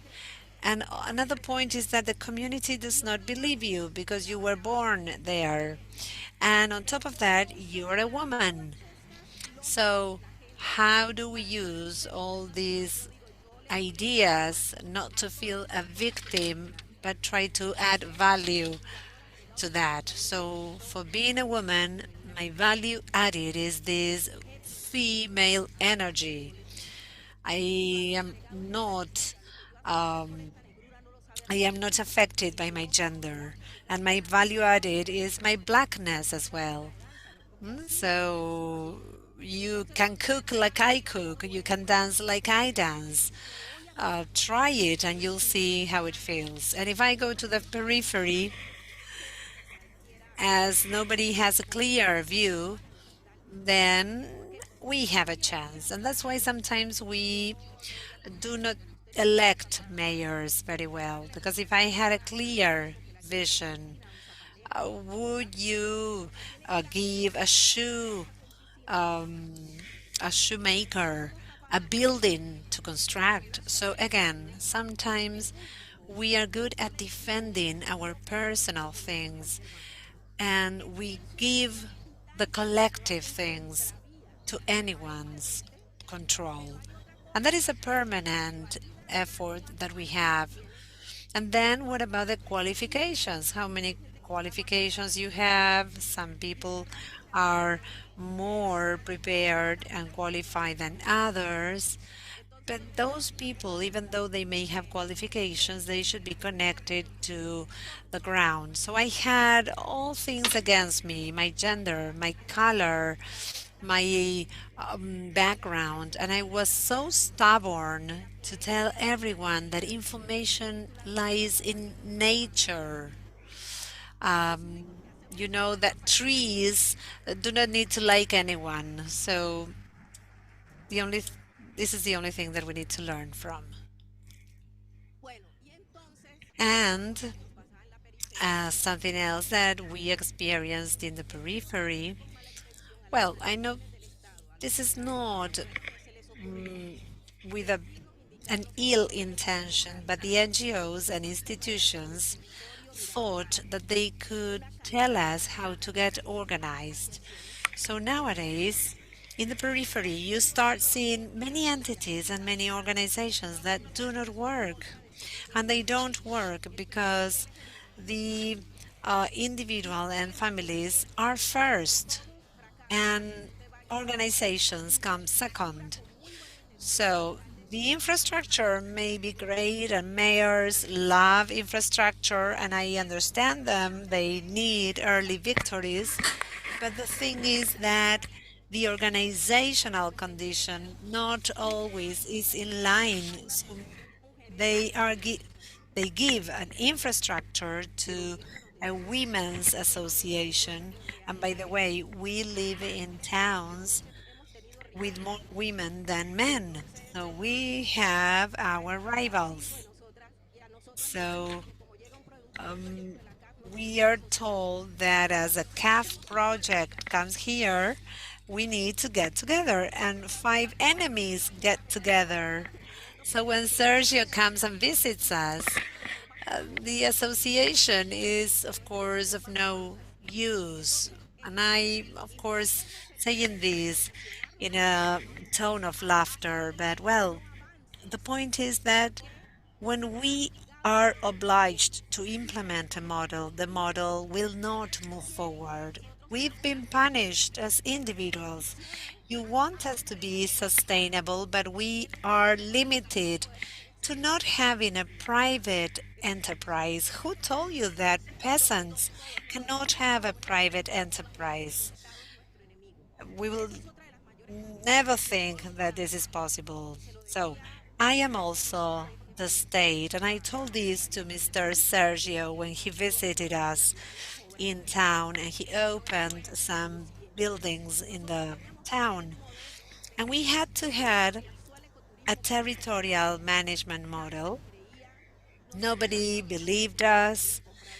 There were competitors that had purchased some beach sections. So what we did was to create a tourist-based economic model and a customer experience could entail visiting families. So we didn't create a partnership.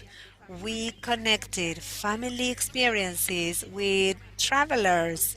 People now have changed their traveling experience. They are looking for authentic experiences. So we decided to make a smart management of natural resources.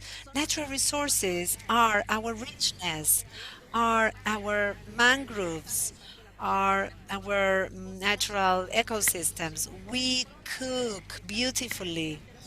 Black women have this good ability in cooking, and so we also had this challenge of preparing the next generation. So when you give mayors money or you give money to local initiatives, of course, you are very much worried for seeing the production, but you don't think about the next generation. And this is what we do. We work with children. Every productive action of adult people has an impact on children, and tourism is one of these activities. So children connect to surf, soccer, music, dance, cooking, and we have whales, turtles, and birds that visit our beaches, and children love to see those natural resources. We work with them on natural identity. So when those children leave the country, they will have a key element in them, and that is the sense of belonging and cultural identity. And probably with his love to the territory, he will continue protecting the environment. Another point, how can we manage the shared benefits? So we need to think about this. What we do is manage. We sit down with the President of the Republic and we told him, Mr. President, this is no good for the country. We have a great strategy. By the way, he even came to the hotel and so he asked, what should I do? You need to implement tourism in a comprehensive manner, education, equipment, you need to equip depending on the vision. It is not infrastructure that is going to create growth, but it is the vision, and then the infrastructure should match the vision. So for us, the vision is human at the center. That's why we don't want government or the private people to build a port in the many hectares of mangroves. Maybe this is one of the reasons for my exile, but I don't care. We've defined a model, and mayors need to learn to interpret our model. Sometimes you fail to think or see that this is a bottom-up exercise. So there's another point to consider. As I said before, I thought that I may not change the image of Chocon, but every action that I take should be an action to re-educate Colombia so that we in the Choco are not only poor, we are more than that. We need to find allies, but instead of going out to claim from Sergio, I came out to seduce him, and I told him, you are going to have early victories with me. So, to all of you mayors, I know that you are under pressure. I know that you have votes to count, and rural people, unfortunately, do not have an opinion vote, but you need to make it. So from this rural side of social society, I want to tell you that you are a channel, you are an instrument. Unless you understand that, this won't change. This changes from civil society and from your capacity to become the workers of your communities. In the communities, there are people who are very much awake already. Thank you. Thank you, Josefina. And the good news is that this panel has been recorded, so I invite all of the mayors, all of the women mayors as well to revisit this information. Josefina, appealing to your seduction capacity, how can I improve my my message for mayors to support us? How can I seduce them? Sergio, Christian, everybody's here. How can we attract their attention and help? This is a very special moment in Earth.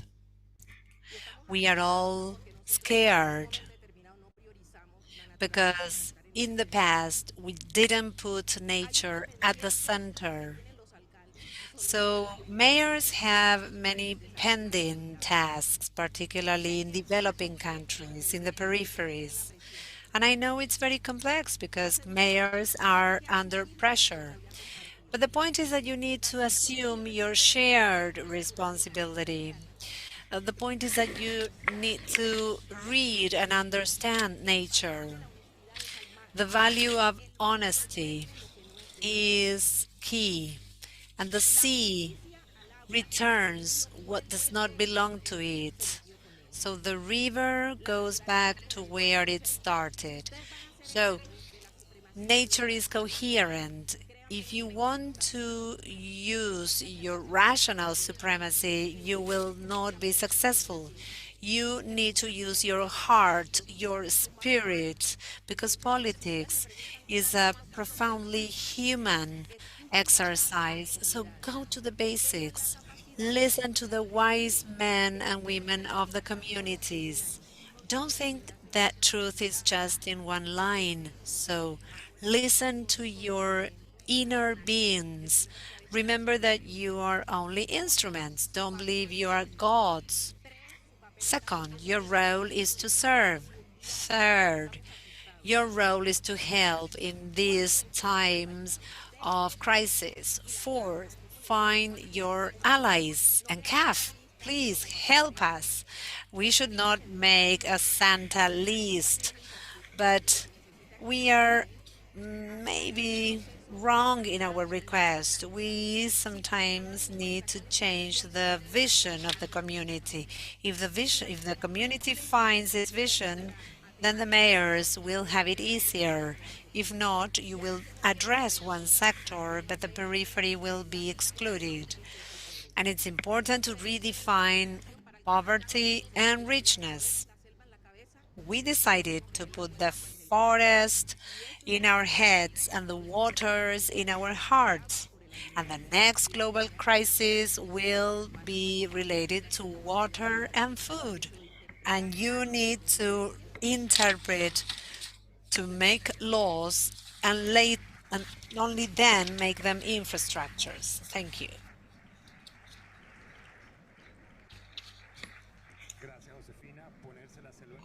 Thank you, Josefina. The forest in your mind and the water in your heart. That's so nice.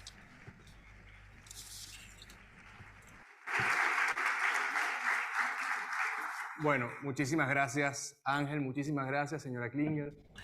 Thank you very much. It's been a pleasure to have this conversation. So we've had the vision of the mayors in the first panel, and now people from the communities listening and promoting these transformations. Now we go to the next panel, the pillar of this initiative. We are going to talk for 40 minutes with 4 mayors and women mayors, which are part of the CAF network. So, I would like to call the mayor of Córdoba, Martín Jaliora.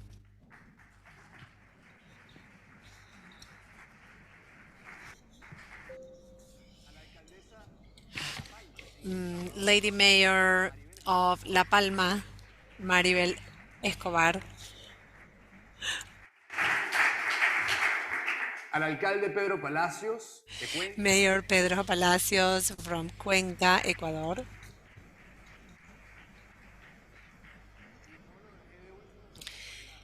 And last but not least, we have here the mayor who has helped us create this network of Latin America and the Caribbean, Mayor of Barranquilla, Colombia, Jaime Pumarejo.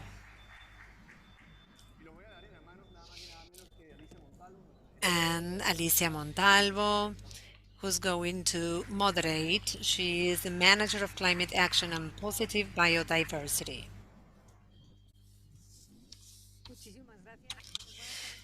Thank you very much. Well, after such an inspiring panel that we had before, it seems very hard to put relevant things on the table, but here we are with a very significant group of mayors. It's so nice to be able to celebrate 1 year of this network with people such as Mr. Pumarejo and colleagues who were the leaders in this initiative. Today, we have more than 100 cities who are going to join the Barranquilla Declaration. So I would like to start with this notion that we come from the Egypt Climate Change Summit people expressed all the challenges that we have.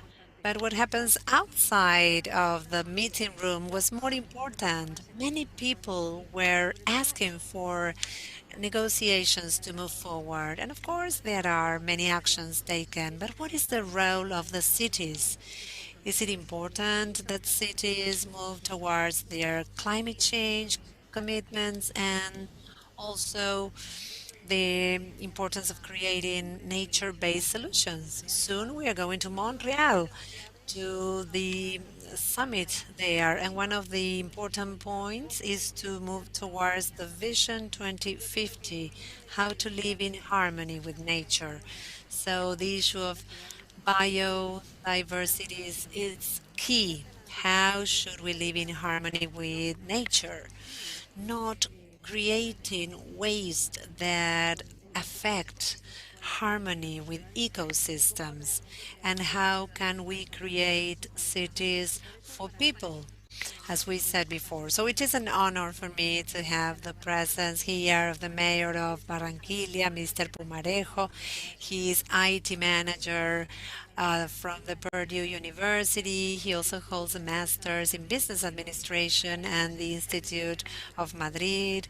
He was also secretary and general manager of the European Center. He was also manager of city.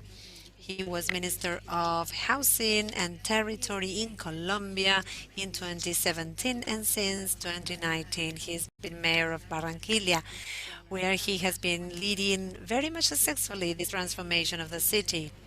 Also, Mr. Pedro Palacios, Mayor of Cuenca, Ecuador. He is industrial engineer with the Cuenca University. He holds a master's at the business school in Costa Rica.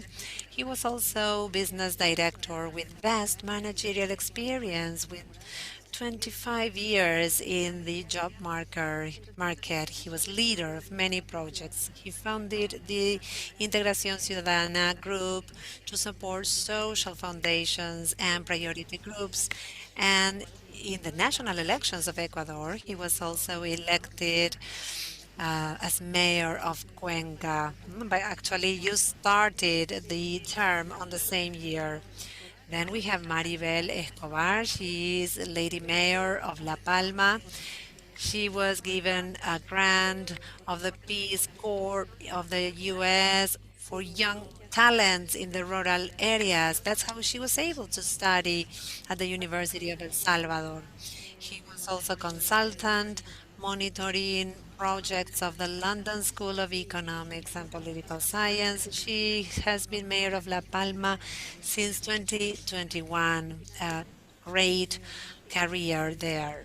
And finally, Mr. Martín Lariora, mayor of Córdoba in Argentina. He's a lawyer from the University of Columbia, graduated from the School of Law and Social Sciences from the Catholic University of Cordoba. He was Minister of Science and Technology of the government of the province of Colombia, also member of parliament, and at municipal level he was councilman, mayor of San Francisco City, and since 2019 mayor of the city of Cordoba. All of you have had a great role in this network that today we celebrate, some of you from the very beginning and others very recently.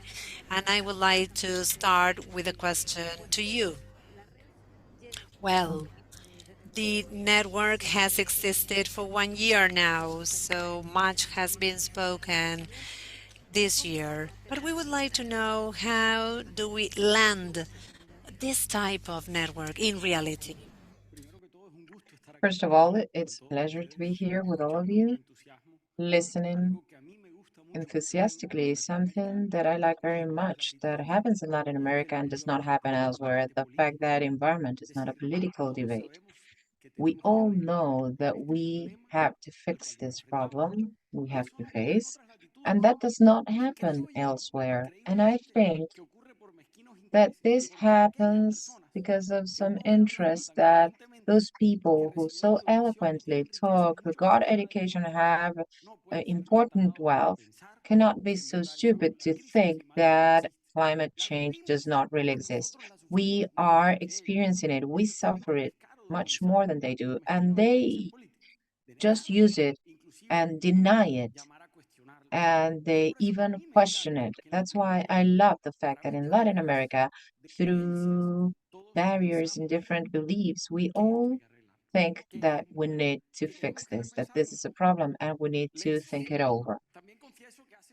Let me confess also that 7 years ago, I traveled in motorbike from Chile and reached Ushuaia after 20 plus days after enjoying the Chilean Patagonia and the Argentine Patagonia, talking to the people and understanding how you could live in such an incredible place. I stayed at a hostel called Space and Time, El Espacio y el Tiempo. There was a Chilean couple who managed it, who ran it. So once I landed here and I saw these mountains again, this beautiful sea, this connection with the end of the world, I was thinking, this is incredible. 1 year after having met Martin, Walter, Sergio in Barranquilla, having seen a network that has an incredible geopolitical context, because we are saying that from the top, listening to our people, seeing how they suffer the consequences of climate change and the predation of our environment, we need to come out and say that we need to change things, that we need to have a direct position at the decision-making table, because we are experiencing the consequences. I think that the most important thing about this network is being the voice of Latin America in a pragmatic way, in a serious way, where each of us can take that voice towards those who are today causing the greatest world climate crisis. Colombia emits 1.2 tons of CO2 in the year. We are one of the lowest ones throughout the world. I think that Argentina is around 4, also very low. But is this our fault? The fact that there is drought and in Colombia we have the worst winter that we've ever had? No, it's not we who are to blame. It's the blame of those who emit 40, 50, 60% of CO2 in the world and continues to increase. But as Faustino was saying, we have an incredible opportunity in this century, in the century of biodiversity and nature. The fact that we do have a treasure that we have still protected because the industrial and economic model that we were sold has done no good. So we still have an environment, we still have something to protect. And today, ecotourism, the appropriation of our environment should be at the core. I think from the deepest of my being that what we have today is a big opportunity of making up a network that needs to have sound basis from the community where we can own our environment and start using it. Another anecdote, Barranquilla was called the city of Bordillo. Bordillo is the tip of the street. I mean, where you can sit down on the curb, let's say. That's where we sit down to write music and to drink something, and we live from culture because we thought there was no environment. And 3 years ago, I came up with the idea that where there are port licenses, we needed something else. We needed another project that is now called the Eco Park in Mallorca, where we are changing the way where we live. And we realize that we are not just a cultural and economic epicenter, but around us, we have the Caribbean Sea, we have the Mallorquin Ciénaga, and also a mangrove complex that gets immigration birds from all the hemisphere. And we also give life to 70% of our territory, where many rivers live. We get one of the most contaminated waters, and it arrives unpolluted to the shores of our Caribbean Sea. So if we can say something is that this network needs to be the voice of Latin America before the world, and no better person than a mayor to listen and to be able to interpret the needs of our population. And I leave you just not to spend so much in time with something that comes from my region. It's not my own. And listening that Pope Francis sent us a blessed plate and also some greetings on our effort. Let me say about something about the Kobe mythology that spoke how the world was made. First, we had the sea. Everything was dark. There was no sun, no moon, no people, no animals, no plants. Only the sea was all around it. The sea was the mother. She was water and water everywhere, and she was river, lake, and sea, and she was everywhere. So first, we only had the mother. It was called Walchovan. Mother was not a person or anything. She was the moon. She was the spirit of what was to come, and she was the thought and the memory. So the mother existed in the Luna in the last depth and its own.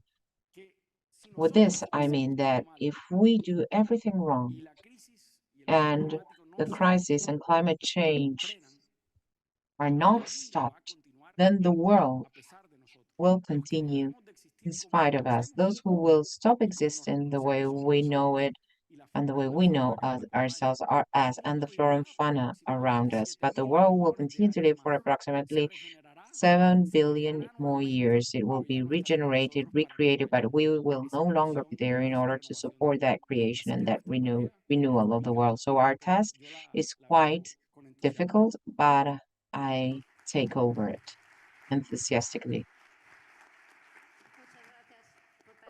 Thank you very much for your very inspiring words. Let me now talk to Martin. You were one of the founding partners. So what do you see for the city of Córdoba? The fact of being part of this network and also boosted. First of all, let me congratulate you for how we will welcome in Barranquilla. Also, Walter, he's not here, but let me also especially thank him because with his kindness, let us hear it for Walter and the whole team who have really welcomed us very warmly in Barranquilla.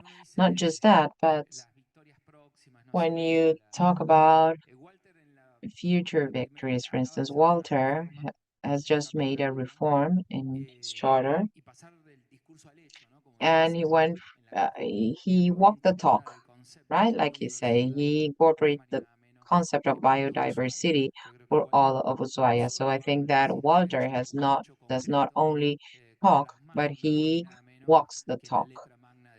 He incorporated it in Ushuaia's charter that can also be imitated by other cities. So that is clearly the result of the generation of biodiversities, where maybe few of us, few mayors or prefeitos get together, absolutely convinced that the environment is very important, but with no idea of taking biodiversities for just for ourselves and not to include anyone else, but with the generosity as they were explaining us in Barranquilla. I've just congratulated you, Walter. You're late.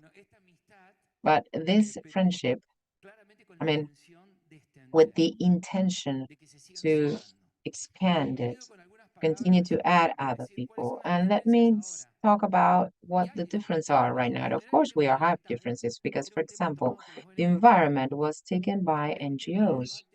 This was being discussed if you wanted to talk about the environment, or this was a symposium of 30, 40 NGOs. And let me congratulate also CAF because they've just incorporated Humboldt, a very important NGO. But this was just their fight. Clearly, what CAF allows us today is that all of us who understand what's going on know that we need the environment if you are going to be a political leader. You cannot be a political leader today. You cannot be a governor or mayor or president if you don't understand that we have in front of us a new paradigm, an environmental paradigm among so many others. And let's leave aside the situation of poverty, because we have such a leadership responsibility that if we don't have resources, of course, we would like have to continue to support us. But we need to think over that in our management, we need an environmental concept, but not understanding environment as some do with a romantic vision, that in fact we also have it because we need it. Clearly, as a big opportunity of a new economic model that's coming. The new model is circular economy, and clearly it will work in cities that have biodiversities. In fact, this is a productive model for those cities. And before we talked about urban development, but these are models that change new paradigms. Those who are not in that model, which is a change in model of producing, nobody else will be able to produce if they don't have within the production mechanism the environmental concept, but not because it is more or less profitable, but because new generations will start consuming with an environmental concept. The sooner the change, the faster will it be perceived. Maybe you are asked some examples. Let me give you some. There was a very strong industry, which was the pellet industry. What was the technological change for it to disappear? None. It's very difficult today that someone will consume this type of product. So it's not just a production mechanism, it's a consumption mechanism. And those countries, many are now getting into it, and this can help having legislation in terms of circular economy. For example, the White Book of Ecuador is a clear example of how circular economy helps improving many productive and environmental matters, and it has to do with this leadership. So in order not to make this very long, I think that we're living in a world that's going through a change of paradigms. This is not just scientific or technological, it's also environmental. You always think about Kodak. Those of us a little bit older, this was a leader brand, and one day somebody came and they saying a new technology is coming. So we came up with cellular phones, etc. They continue to sell um, these reels, but in fact, this technology appeared. Those who don't understand that this should be incorporated in the management of each of their cities, it's not that the change is going to disappear in the world. The change will continue. The only thing that they're going to do as leaders is to condemn their peoples to poverty and failure and not making the most of an opportunity we have today, which is the possibility of living in a corner of the world where we still have biodiversity, and that biodiversity, when carbon bonds start being requested, when we start having responsible tourism, when many of these words that were in existence 10 years ago appear, when we had to export meat showing our water print or consuming products proving that they are recyclable. Those who start first, the community that first understands all of those concepts and generates institutions supporting these new paradigms. And I don't want to extend. Another thing is to create new institutions. We've created Bio Cordova, a cluster of circular economy. We are also helping companies that work with product designs, recyclable products. We are all mayors. How much do we buy from recyclable products? So if we don't buy, companies that are contributing with innovation and development to recycling products won't grow. I just think that biodiversity is also spreading out new ideas. I don't want to make this romantic. I mean, the fact is that those leaders that want to take their communities to progress need to be leaders that understand new paradigms and within scientific and technological digital transformation and all of that that you all understand. Please, you should put right next to that the environmental aspect. If you don't understand that, the only thing that you're going to do is be leaders of failure. Thank you, Martin. And you're talking about a change of paradigm, about relationship with nature, consumption, different consumption models. And I think that young leaders who have a new vision probably can provide a lot and contribute a lot to this model of biodiverse cities. And you, Maribel, as a young mayor, lady mayor, with a lot of experience and different movements, maybe you can tell us what does the biodiverse cities contribute with to the city of La Palma. Hello, good morning, good afternoon to everyone. Thank you to Mayor Walter and Waldo. Well, that's the formula, right? You get confused, but names remain. So in La Palma, it's really curious. When we decided to join the Treaty of Barranquilla, we were thinking with Sergio that it was going to be very complicated to be able to start this biodiversities and municipalities project. First, because we had a challenge that a country in El Salvador should be a member of CAF, and we were unable to make it a member. It was a full member, in fact. That was the big challenge.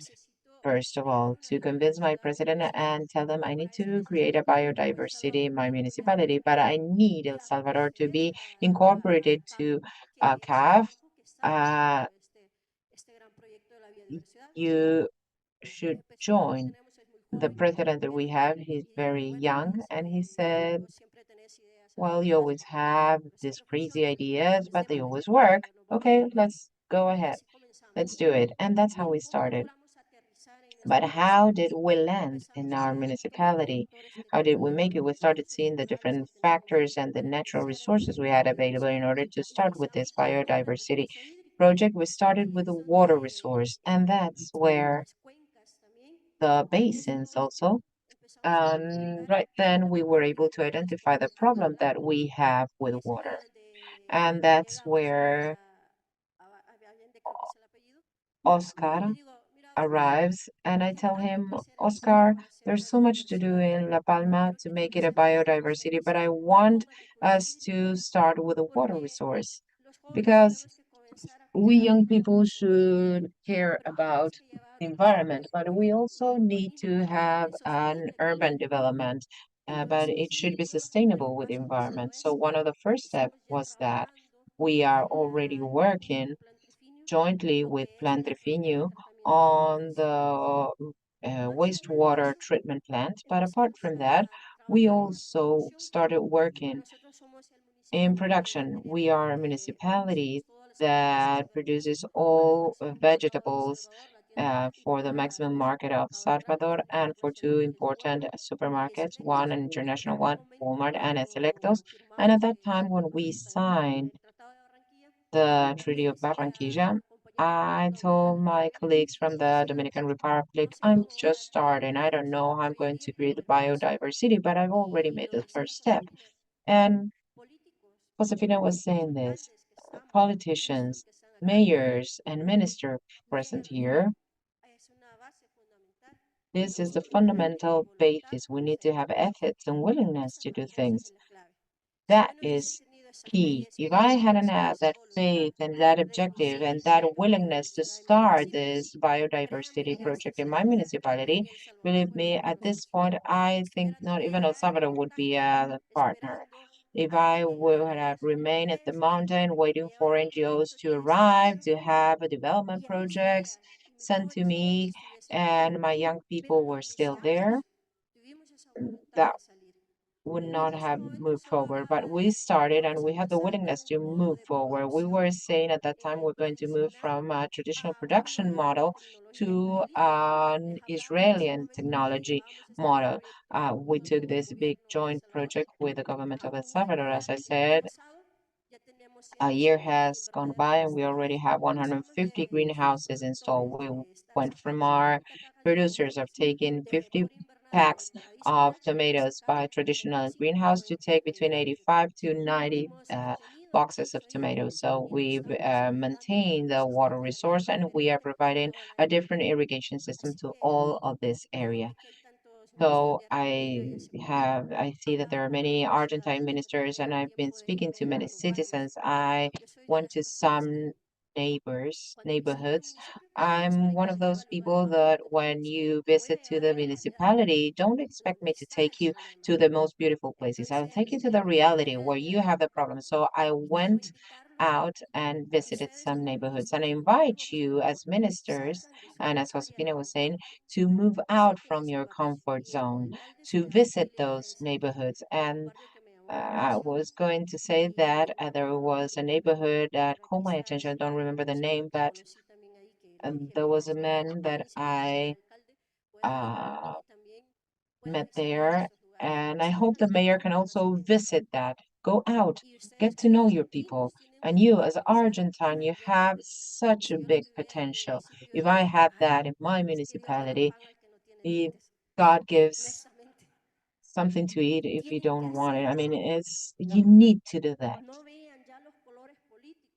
Stop looking at political powers. I was listening all that when I visited Argentina, and you have a potential not to have just one municipality as a biodiversity, but the whole country as a biodiversity. You need to start listening to those people. Just that. Thank you.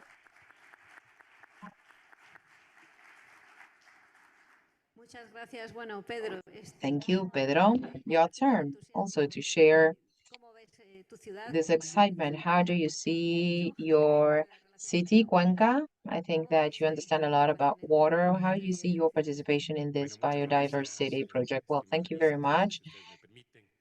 Dear Alicia, let me also greet Sergio and on his behalf, all officers from CAP with whom we have a very close relationship for holding these events and doing it and so frequently.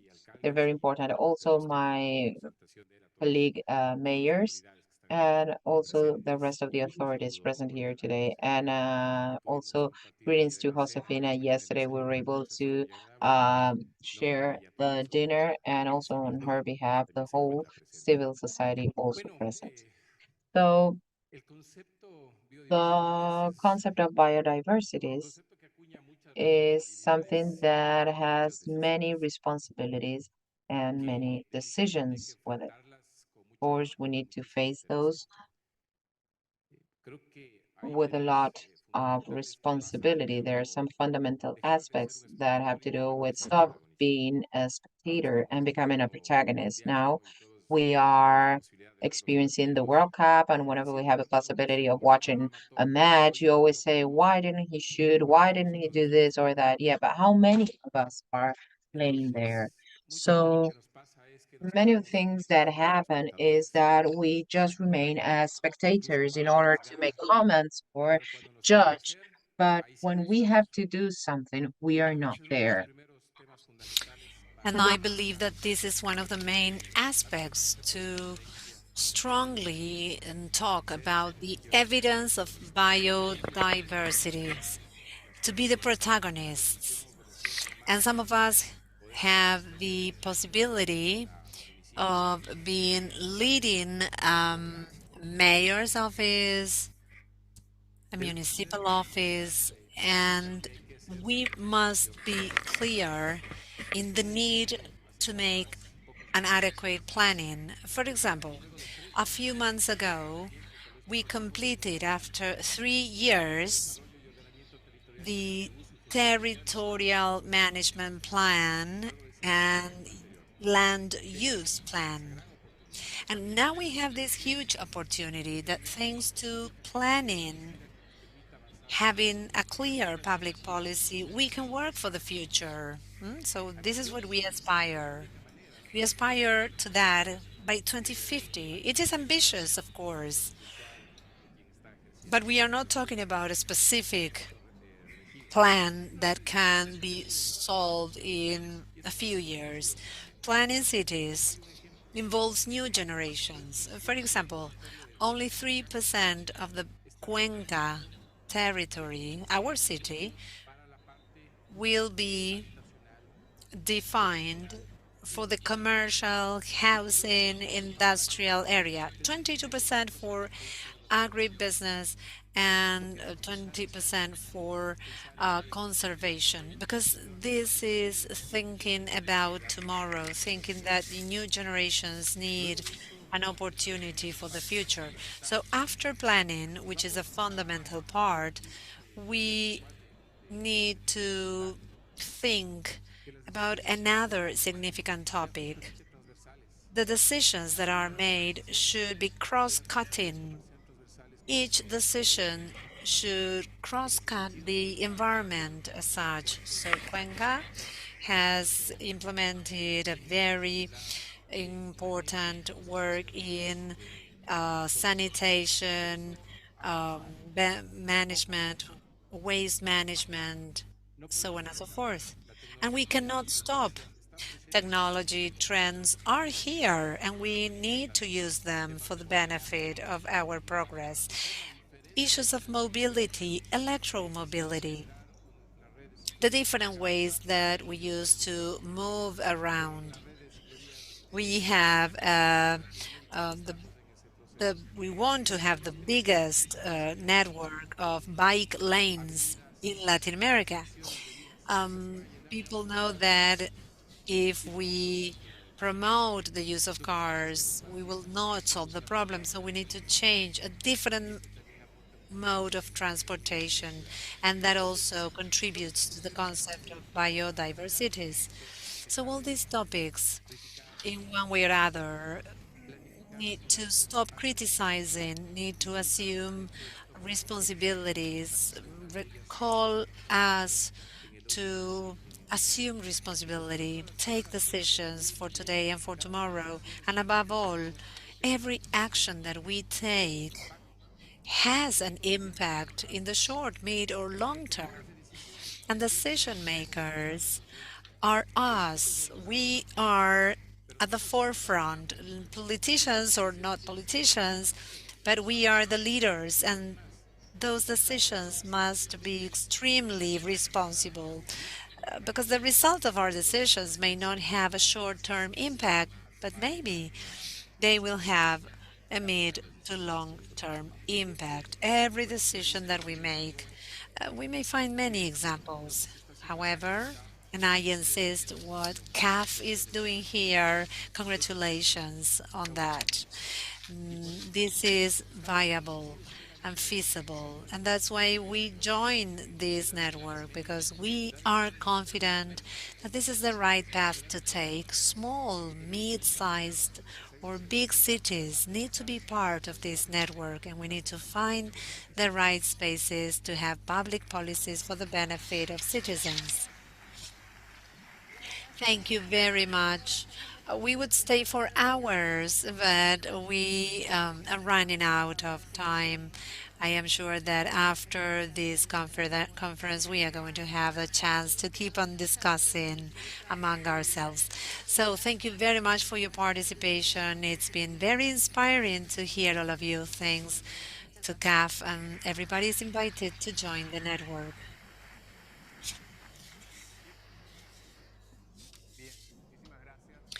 Thank you, the local authorities, members of this network. Thank you, Alicia, for your moderation.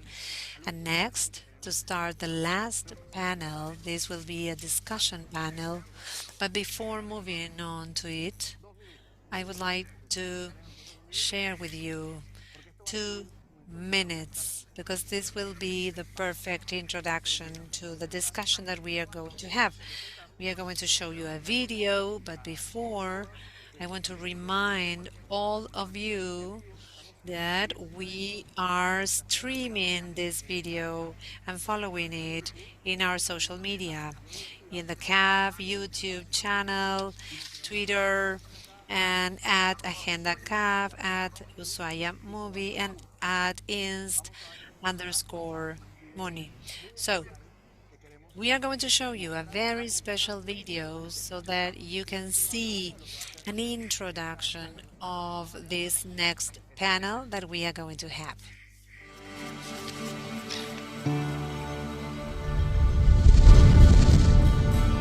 Escolas empezó como una cosa, como una ilusión, como algo que no sabíamos si se iba a lograr. Formando una escuela de vecinos en la diócesis de Buenos Aires, además de las escuelas, una red de escuelas de vecinos para tender puentes entre las escuelas de Buenos Aires. Y tendió muchos puentes, hasta puentes transoceánicos.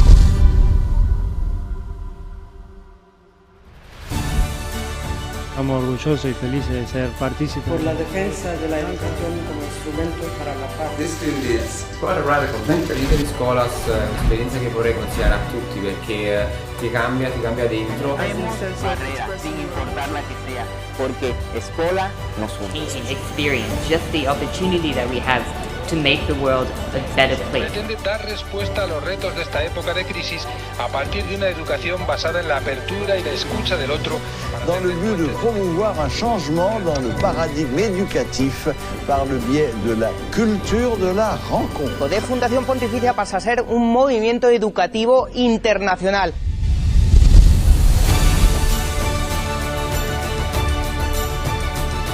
Decime, mamá, ¿por qué no canta más el río? Defender la naturaleza es defender la poesía de la creación, es defender la armonía. Es una lucha por la armonía. Y las mujeres saben más de armonía que nosotros los hombres. Y escuelas organizado así, con esa fraternidad entre ustedes, tiene esa capacidad de crear poesía y de cambiar. Ahora la tiene en sus manos.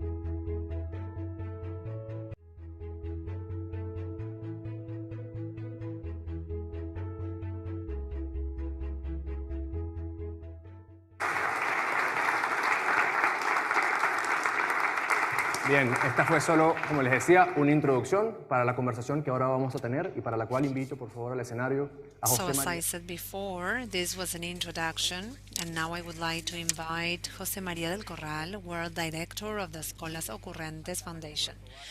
Now, Tomás Garate Silva, Mayor of Puerto Varas, Chile, and Claudia Simón, the founding member of Laudato Si School.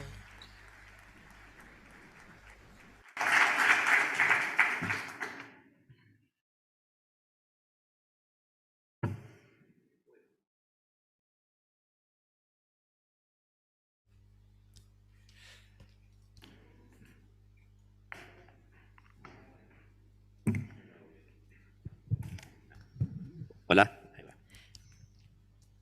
Bueno, me pusieron en el lugar que yo... Well, I am in a category that I am not sure I'll be able to um, be well at. There are two young people and an old man here, so as the Pope says, it is good to lay bridges and make the most of this situation. By way of an introduction, my first discipline was economy, and I realized that it was impossible to think about the economy without education.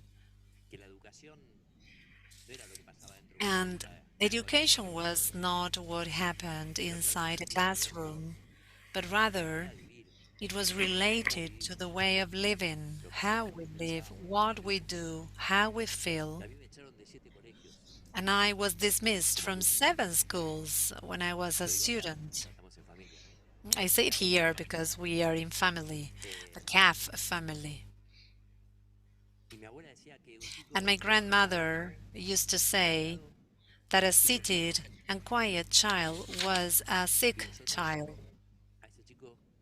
And so we give that child the flag. And we say that he is the flag bearer because he was sitting for so many years and quiet. And so I found a priest, Bergoglio. I did not choose to work with a pope. I had never left my country, Argentina. I only spoke Spanish, didn't have a passport. And he believed that this dream of changing education was a possibility. And when in Argentina, in my country, where we are, people said they should all leave the government, I said everybody should come because politics actually is the best that can happen to us. So we started to get young people together from the different groupings and sectors, and that's when the neighbor schools were created. People from private and public schools and young people who could open up their hearts and share their dreams, their sorrows, and together think of solutions. So we have a young mayor here who is actually from Chile. And I wanted to open up this discussion. This is an informal discussion. We are at the CAF home. So, what was the difference back then? We have children and adolescents here from Escolas, and when you were on the other side, when you were a teenager, a child, like the same people here, what was different back then and what made you start in politics? What made you get personally involved in this? What brought you here? And was there any day, any night when you regretted? What a question. Well, first of all, good evening, everybody. It is an honor to be here. I thank for this invitation. Thank you, CAF. Also, thanks to the mayor, Walter, and the mayors and women mayors with whom we share this space of dialogue and learning. So, I started this path Not long ago, I just turned 29 and I started on this when I was 26. And I come from the civil society setting, and I imagine that many of you too. And in civil society, we spend most of our time convincing decision makers. Many of our efforts, and I relate to what Josefina said before, are related to suggesting, advising, and pushing the inertia between the public and private sector. And after 5 years working in a foundation related to the urban biodiversity conservation, and by the way, I was reading all the publications of the Humboldt Institute, I decided one day out of my frustration, and I was convinced throughout this process of supporting many municipalities in implementing sustainable development plans for territories and lands. And I thought that we didn't have enough time to convince so many people. I agree with the mayor of Barranquilla. This is just a matter of survival now. So the time that the world is living is unprecedented in our history. And the generations that are here in this room have the one chance to change things. So I was convinced that instead of supporting people, we had to transform things from the inside out, but not from a traditional perspective. Actually, in my country, we had a very strong political and social turmoil that created a total breakdown of the traditional representative mechanisms. But we had to work from the citizen perspective. I didn't have a political background, um, so we had to vindicate social and local transformation. There is a local agenda from the territories. We need to make a true social and political transformation and an environmental transformation badly needed by our planet. So we had to, again, not put the territory at the service of politics, but politics at the service and demands of the territories. This is what made me make up my mind. Good. So you say that the transformation is the other way around. And when we talk about young people, we talk about future. And one girl once told the Pope, "We are not the future, we are the present. We want to be the today." So how is this today, Claudia? How is your today in your experience? How do you feel that you are today and not tomorrow? Okay, first of all, thank you for the invitation, not just the host of the house, Kath and Walter, but also thank you for this discussion, this story that started with this video that we watched with our colleagues always available to work. I believe that this is a permanent transformation process. I feel that we are moving, that we are making this road together.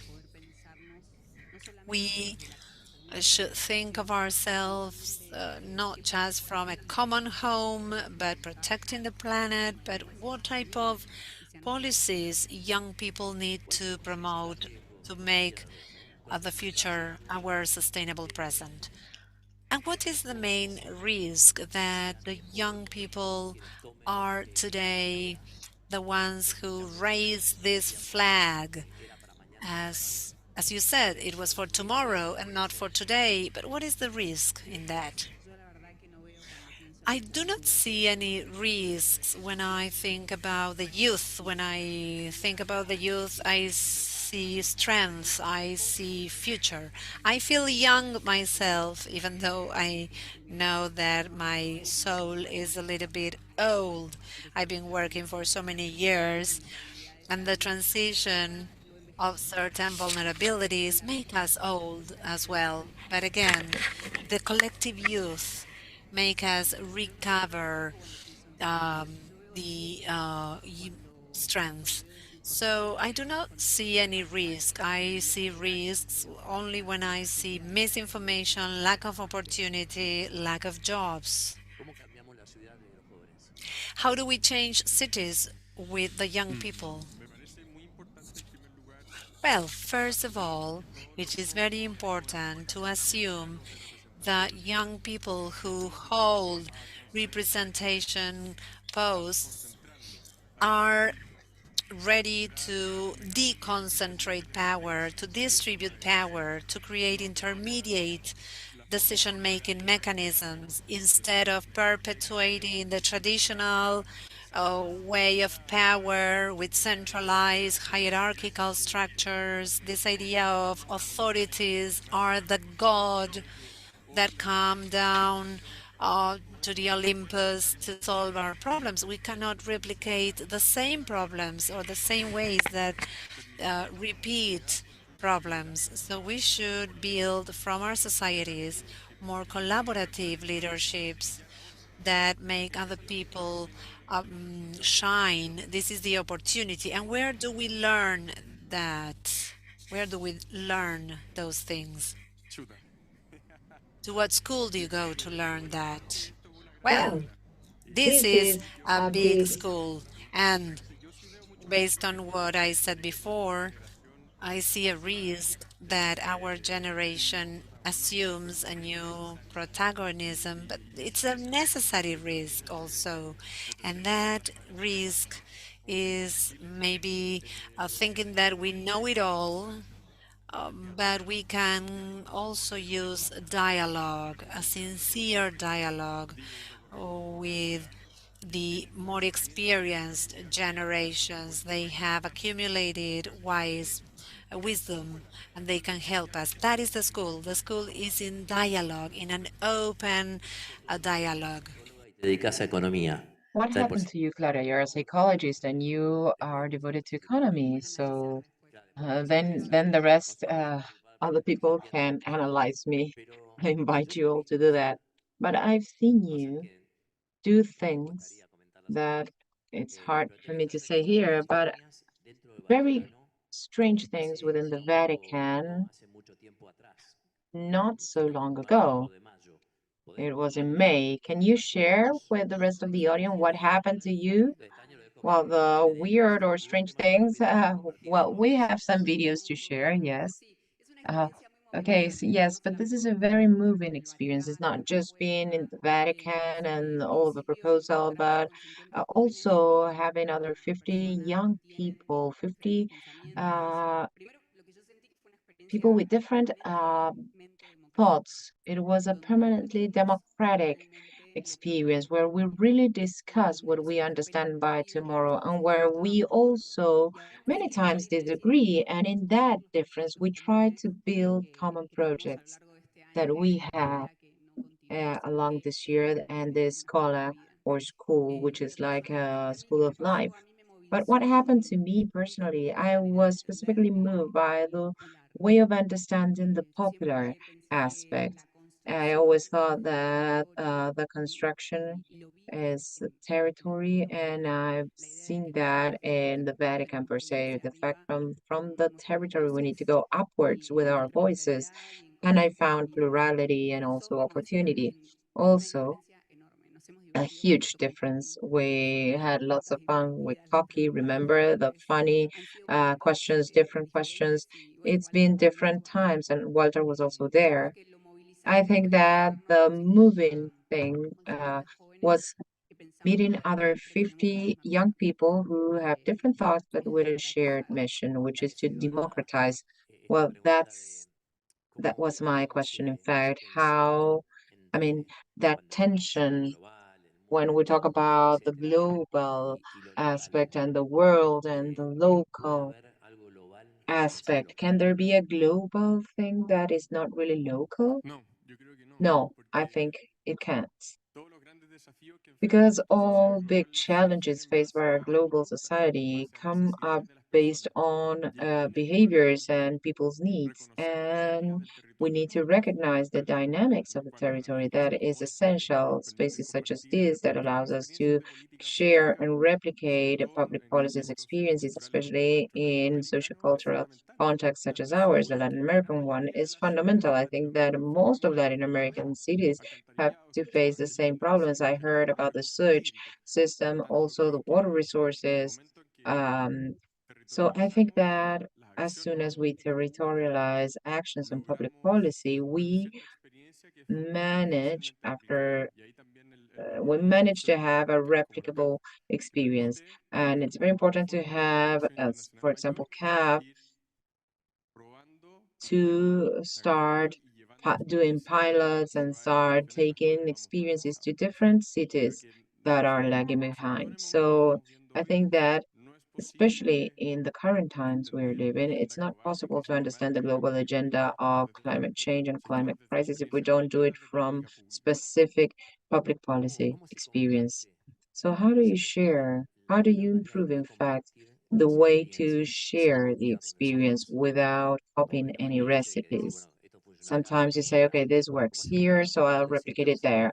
How can we avoid imitating that, but make the most of others' experience? Well, honestly, I had very little experience in spaces of collaboration and learning, but at least the ones that I've shared, I think it's important to always recognize similar sociocultural contexts. It's very difficult to try to replicate public policies from Northern Hemisphere in the Southern Hemisphere or from one continent to the other. These are very different realities. But when you have historical processes or codes that have a common basis, well, I think in that case, it's easier to be able to share knowledge. And based on that, also focus on specific situations. I think that also contributes to have quick tools and implement them in our territories. Claudia, there's people that you know here that in Mar de Plata not long ago, they've been there also in the hotels in Chapat Malal, an old dream that was kind of left frustrated, and they've been there sharing a football tournament, which is called pelota de trapo or cloth ball. Well, that's also, let's say, a construction. The cloth ball, football, does not only allows us to think what we can contribute to as a society, but also with the presence of leaders from the region, we need to start thinking about what is the cloth football for us. How can we go back to our youth, our childhood, in order to protect our common home? Because if it's not from the territory itself, if we don't recover this spirit of playing, we only think about the reason per se. And in this case, we need to connect with other spheres of our own essence in order to transform. Transformation cannot be one way. And the youth has a lot to say about this. And also the cloth football, a city that plays and that works. Is there unemployment in the game? Do we have unemployment rates in the game? How many people don't play? Well, a lot, especially those who make no decisions and those who make decisions also does not play. This thing, I think it's important. Game, not just as an opportunity to approach the community and the territory, also to connect with pain. Game is a means to connect with the pain of the community. It's very easy to sit down, I mean, public or policy makers to sit down and think about the pain of others. And sometimes this is the road we need to take whenever we have to make decisions. And those who have not experienced situations of vulnerability. Making public decisions sometimes requires certain tenacity, but the club football, the territorial experience of game, and retrieving the community's pain allows us to make better decisions, decisions that are necessary at that time and space. What my colleague was just saying, not having the preconceived idea that I am a know-it-all or that previous generations know everything. This is a joint construction. Pope Francis talks about the educational pact. If we agree amongst us all to view the long term, but in the present time, and not speculating on who will come tomorrow or who's present today, but thinking about the people, thinking about the youth. Is it possible, or is it just one impossible desire of someone called Pope Francis? Yes, I think it's absolutely possible, and it's the only possibility right now. And I think that we need to do without some things and maybe focus on some others. Maybe we need to remove that quick desire. And I really like what Josefina was saying, because I think that it subjects decision making to a short term that is not possible today. At least in Chile, every 4 years, all of our energy is focused on being righteous. I mean, and that model has already failed. So I believe that we need to do without that short-termism, of this idea of perpetuity in power. And I think that we need to rest upon the idea that our job is focused on future generations. And second, I think that that commonality, and I agree very much with what Claudia was saying, urgently demands collective experience. Otherwise, it will get more difficult to agree on something, at least in the case of Chile and in the Latin American region and in the world. I think democratic systems are also very stressed by lack of information, by these new technologies that in one way or other are polarizing us and isolating us. And I think it's fundamental to put at the forefront the collective experience that will allow us to empathize, to get to know the pain of others, and based on that, be able to understand each other, be able to look ourselves in the eyes and to listen to ourselves and being able to build that future. We have 5 minutes left. 1 minute, sorry. There's a lot of inflation in Argentina, so it changed. We are reducing it, yes, thanks to CAF. So in one word, just one word, if you had to say in one word, what happened to you just now? Just one word, maybe, or an image. What would you say? Learning, renewal, hope, empathy, opportunity, commitment, future, optimism. Thank you very much, young people, because you brought the best for us. We have future. Thank you.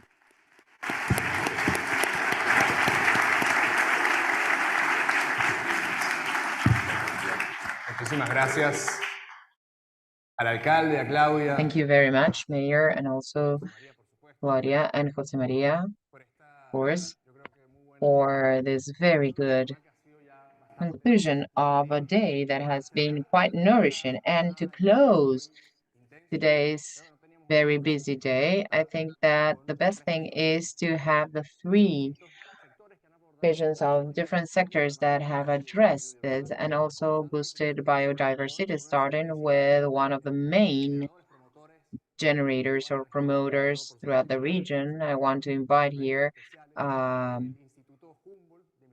the Deputy Director of Special Projects at Humboldt Institute, Mr. Diego Ochoa.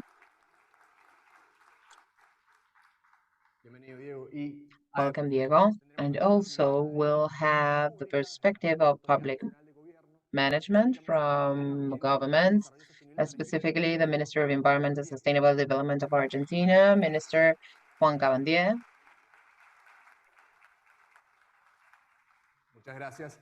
Thank you. And this conversation will be led by our Corporate Vice President of Strategic Programming, Christian Asinelli.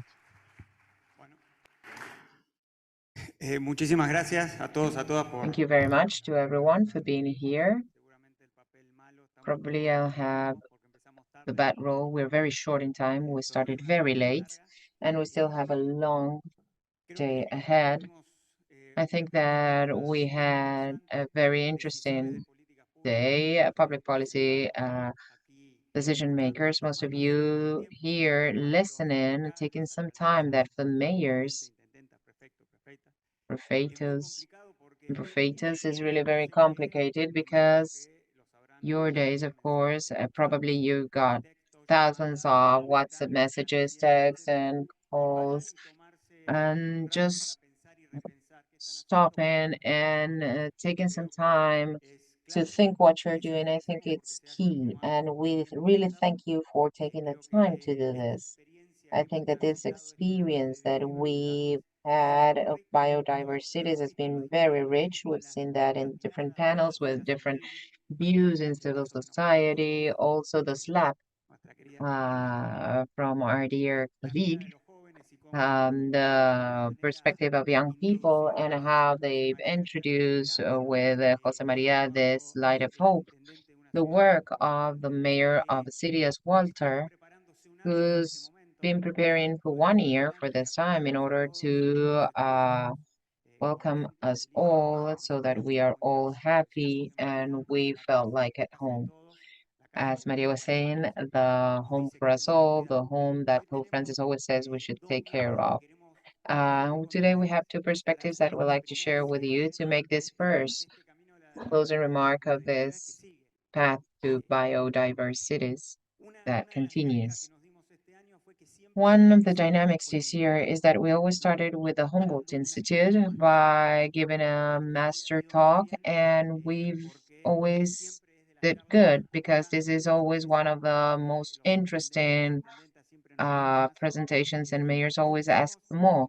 Today, we wanted to break a little bit with that idea. Sometimes you say where you don't need to change the team that is shooting goals, but sometimes you do also need to do that in order to have a qualitative leap. And today, the Humboldt Institute also allows us to see a different perspective.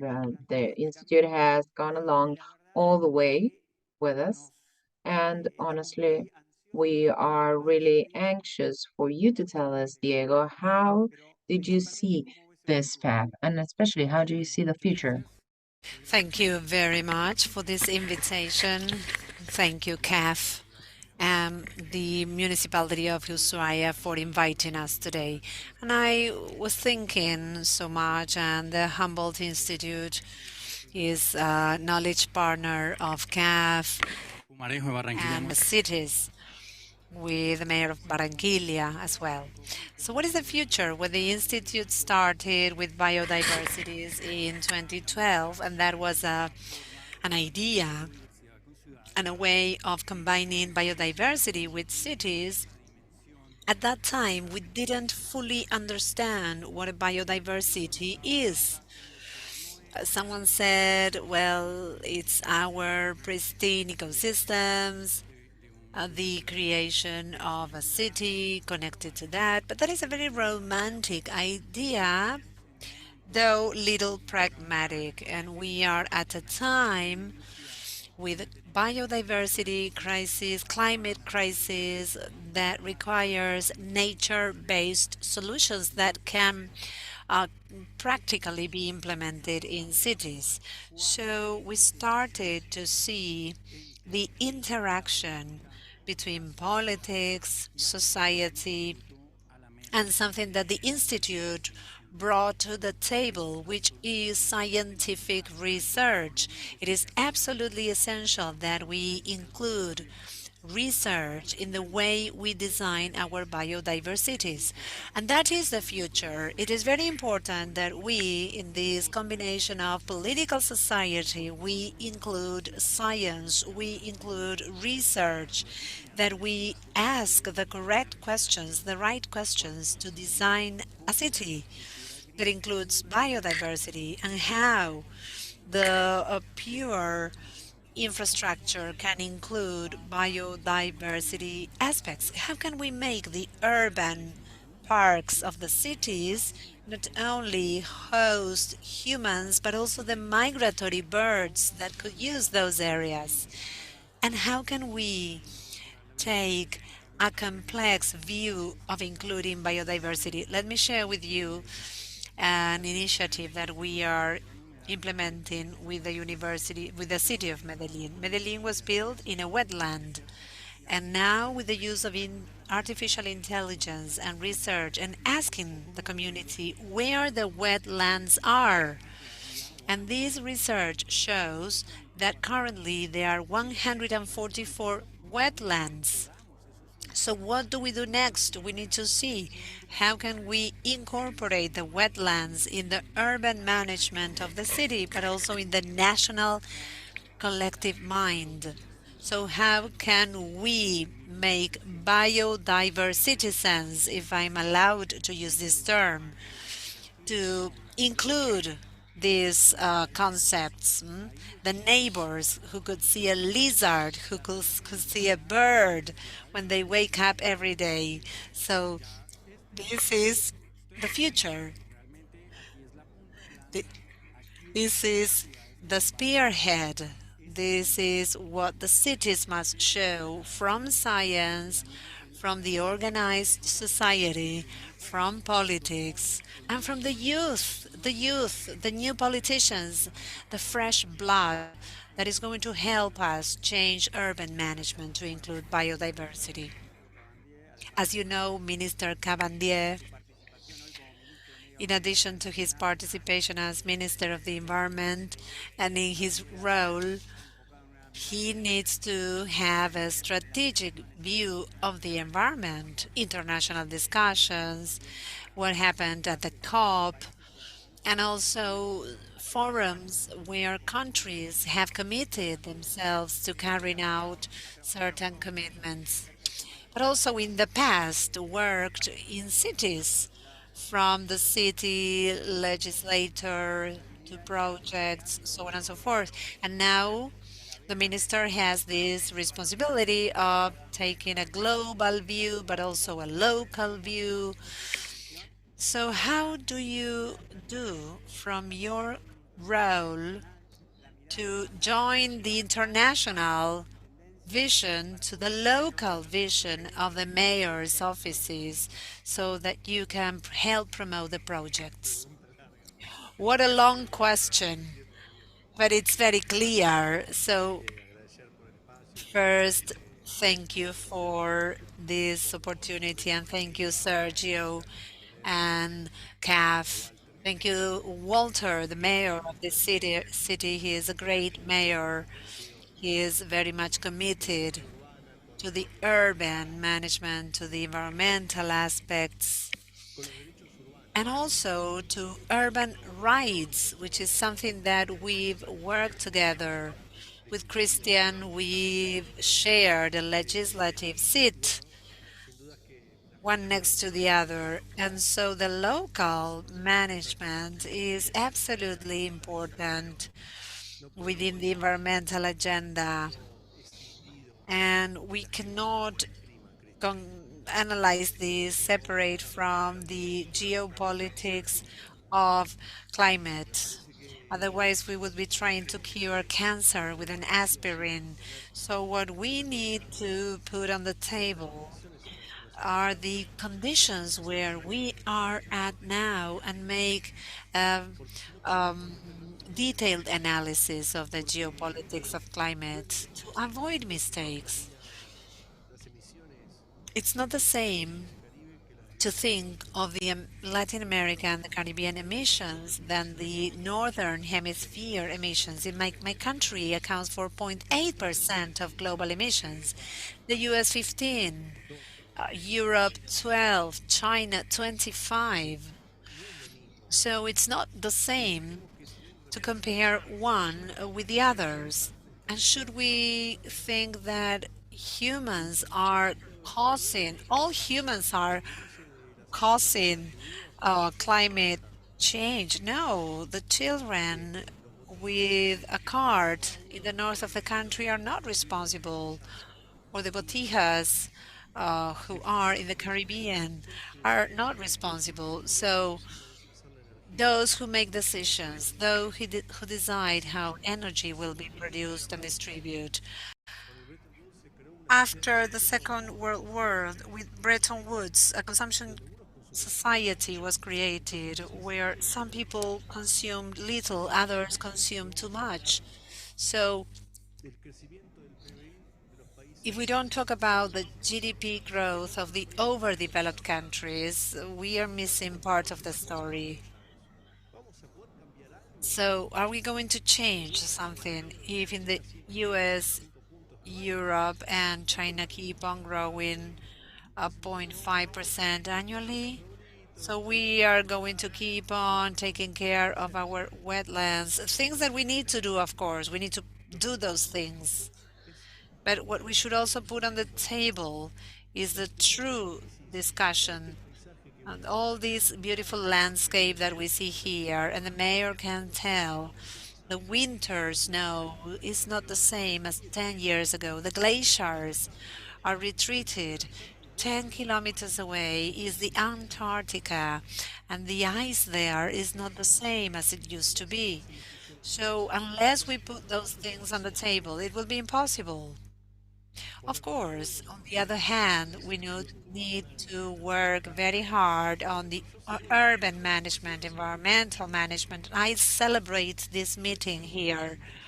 Sometimes at international meetings, as you said, Christian, the COP27 just ended some days ago. There is like a diplomatic language that seems to go against problem solving.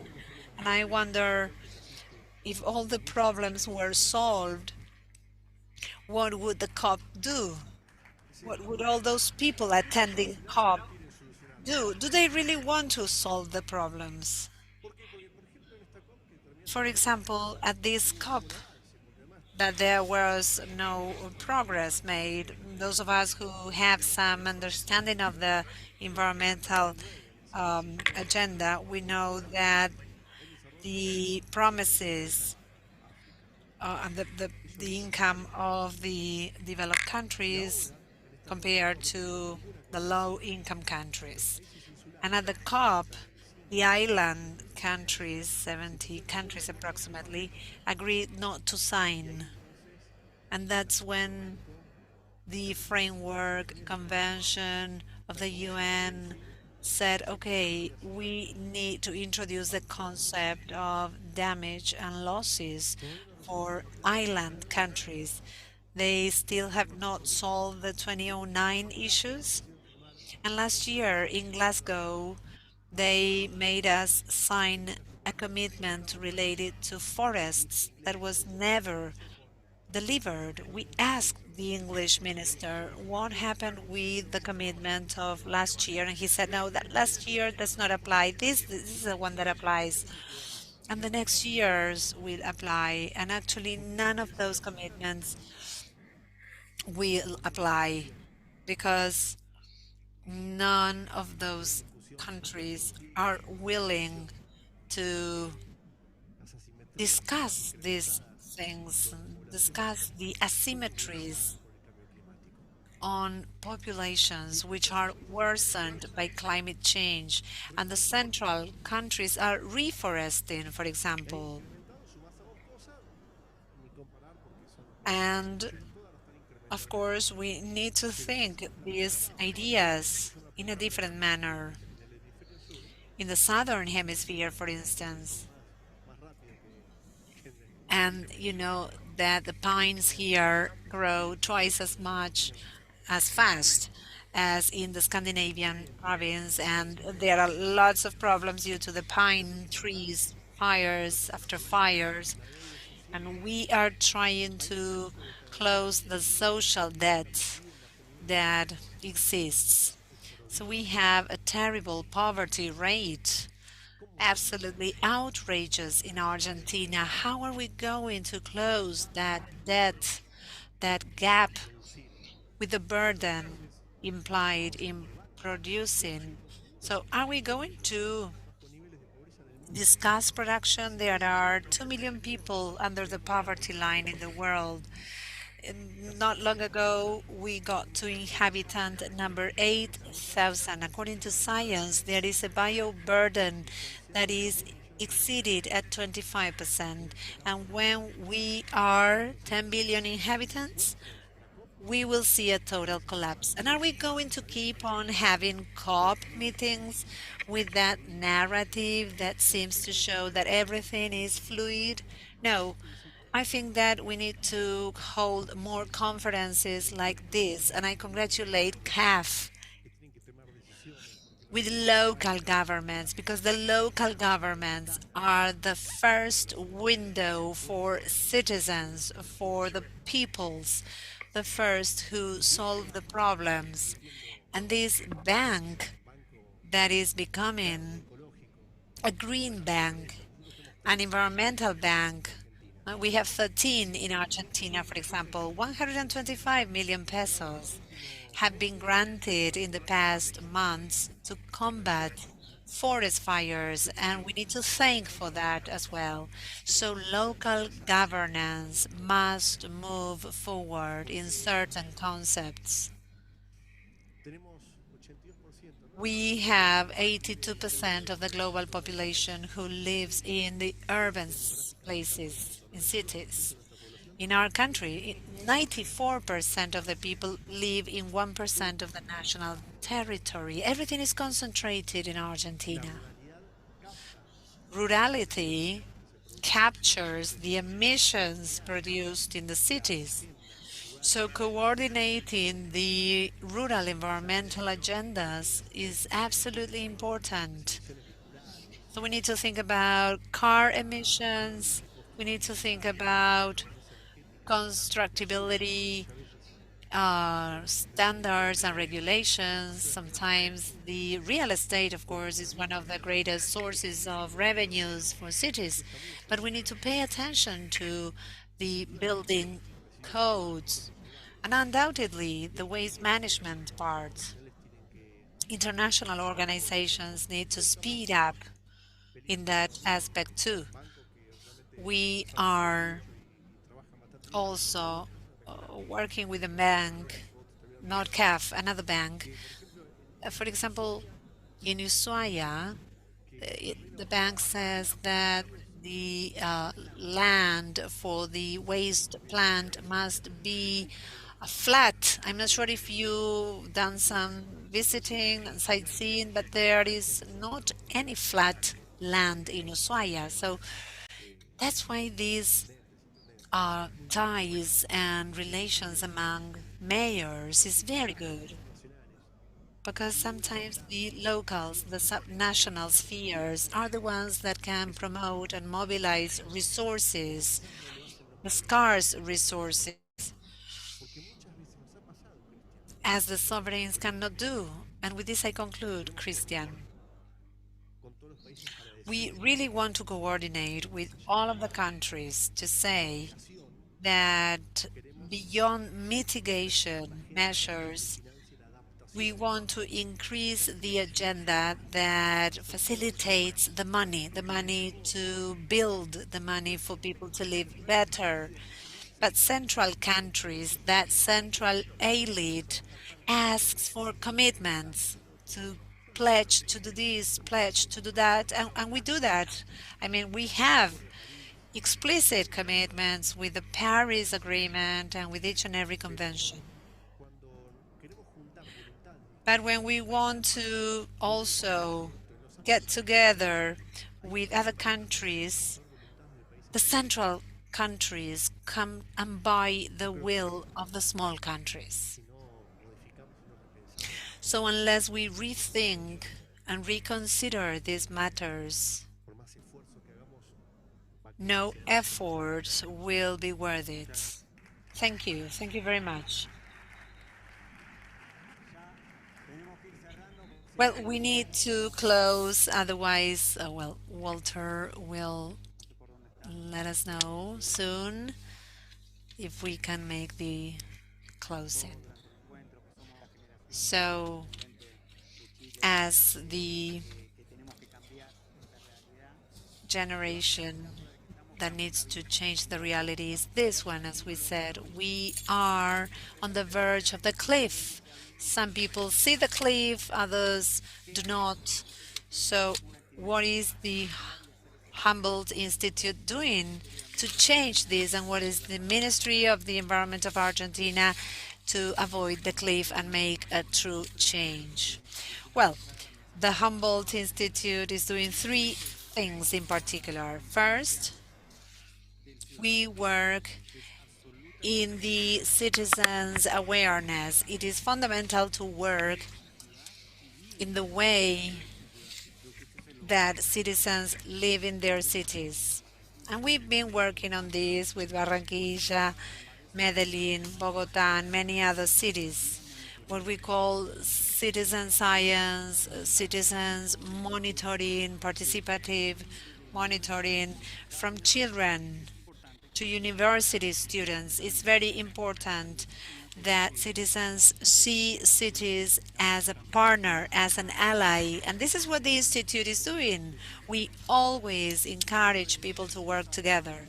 Second, using science for decision making. Very quickly, we are monitoring foxes in Medellin. We use telemetry devices, and when we finally see the way in which these foxes run around the city and move around the city, we can report public policies for green spaces to promote the protection of species. So it's a park, not just for humans, but also for foxes and for birds.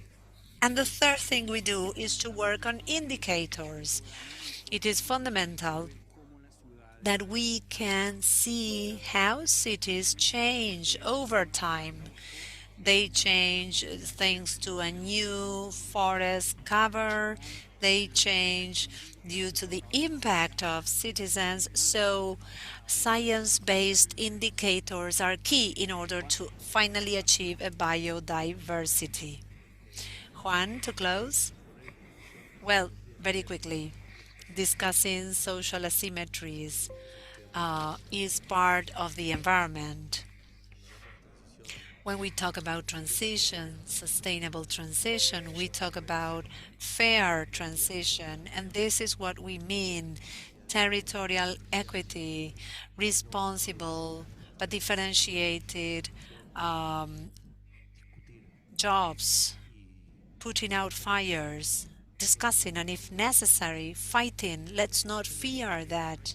The environmental agenda is not anti-production, but we cannot produce as in the 20th century. So the productive sector should also be present in these spheres, because it's perfect that Bill Gates and Jeff Bezos go to these conferences as philanthropists and not as business people. So it's a great lie. They are responsible for pollution as well. And here we have an ecosystem to the east where we are, the turbellas. The turbellas capture carbon 3 times as much as a forest basin, and we have 1 million hectares. I was talking to our colleagues from the Green Party of Tierra del Fuego province that next December the 6th there is voting for a provincial park to protect that million hectares of turberas. So those areas, as well as the Amazons and the Chaco Park, must be compensated by the Northern Hemisphere. Thank you.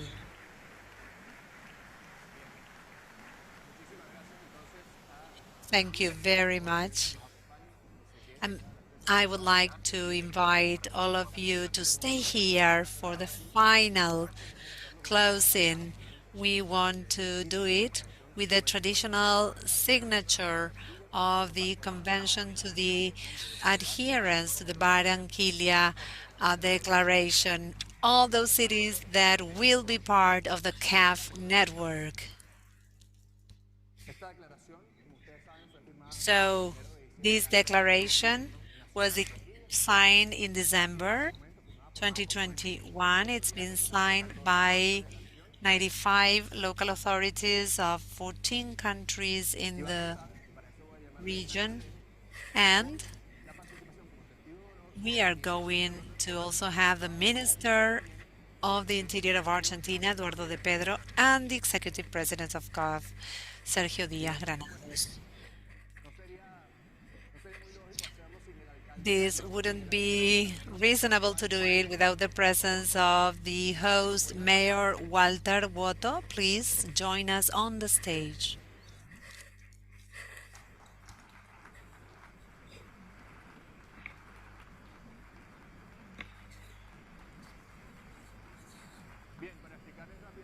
So very quickly, we are going to have a very short ceremony. We are going to call the local authorities of the 14 countries who are with us, and then the Argentine authorities. We are going to start with the mayor of Sucre, Enrique Palenque, Sucre, Bolivia.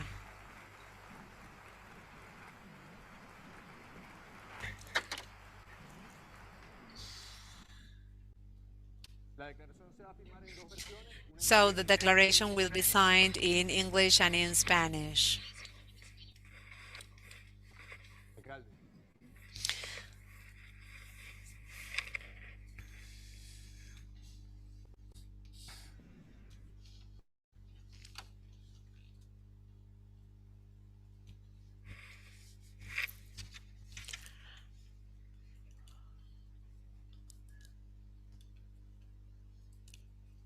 Bien, prevenido.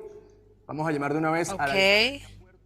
We are going to call the mayor of Puerto Varas from Chile, Tomás Varas.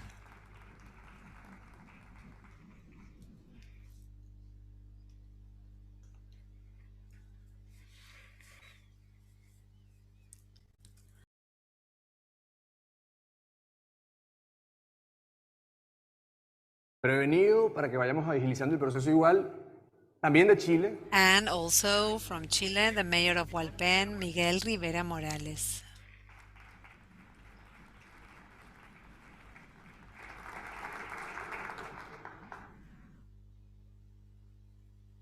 Si quiere.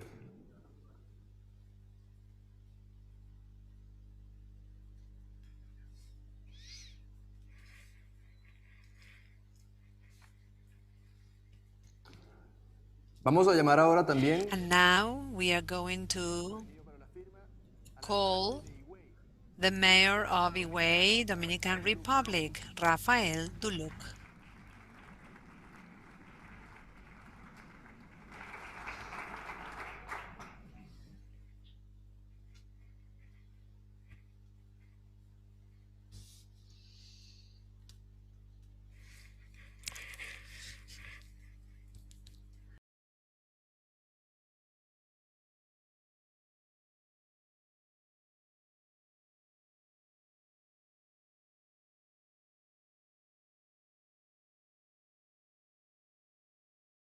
Bien, prevenida. Y para firmar a continuación la... And next, the mayor of the Municipality B of Montevideo, Silvana Pisano.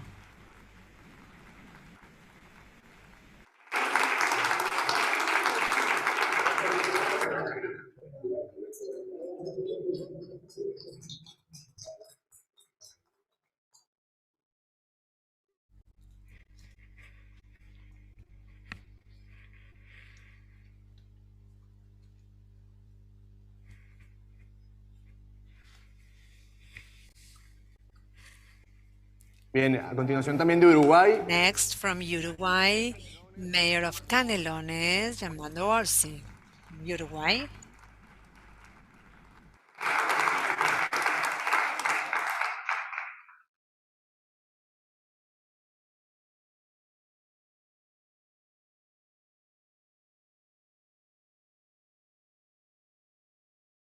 A continuación, desde la isla de Margarita, en el municipio de Next, Marín. from Margaret Island, Venezuela, José Antonio González.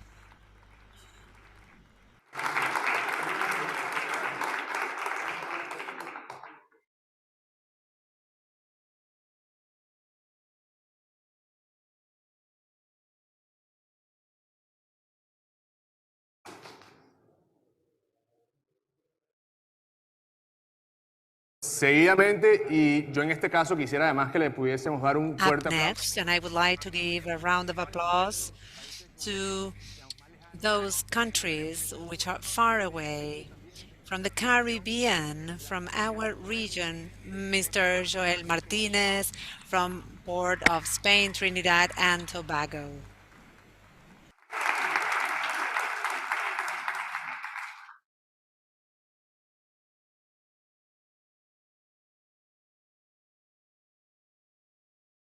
Y por último, el grupo de alcaldes, alcaldesas. And finally, mayors from other countries. We also have the presence of the mayor of Kingston, Jamaica, Mr. Williams.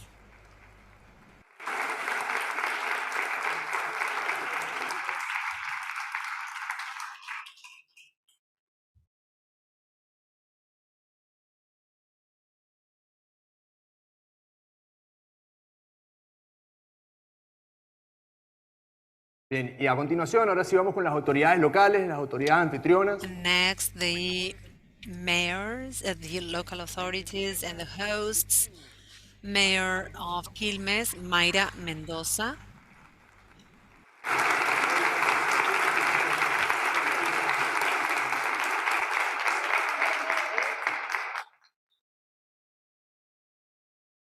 El intendente de Colonia Elisa, Pedro León. Mayor of Colonia Elisa, Pedro Maidana.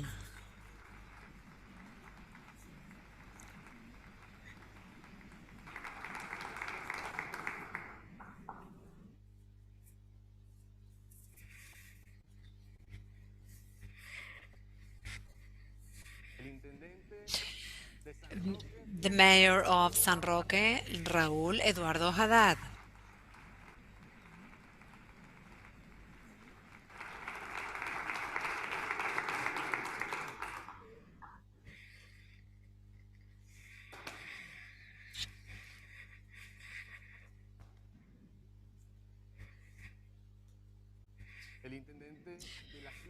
The Mayor of Quiaca, Jujuy, Blas Alfredo Gallardo.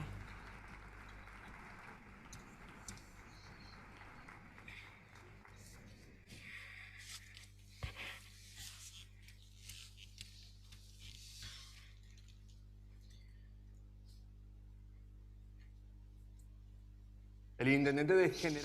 The Mayor of General Ocampo, La Rioja, Jorge Salomón.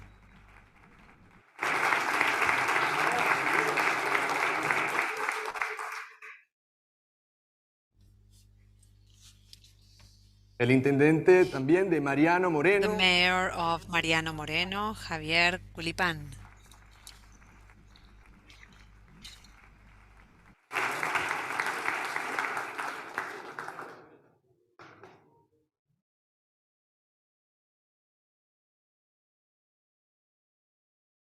El intendente de San Martín en San Juan, The Mayor of San Martín en San Juan, Cristian Felipe Andino.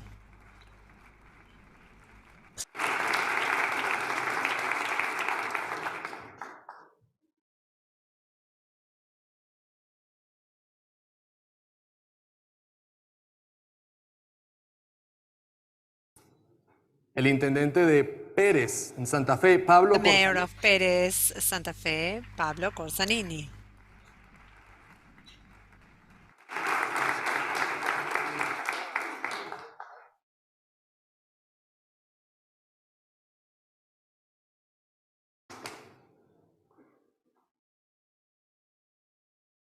El intendente de Piedrabuena. The mayor of Piedrabuena, Federico Pavlocki.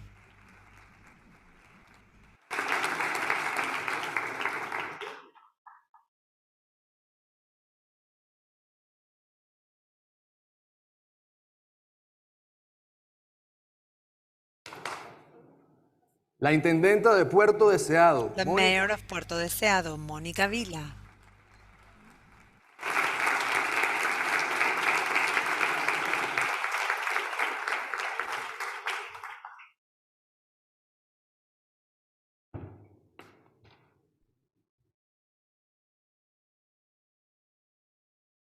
El intendente de Comodoro en Chubut. The mayor of Comodoro in Chubut, Juan Pablo Luque.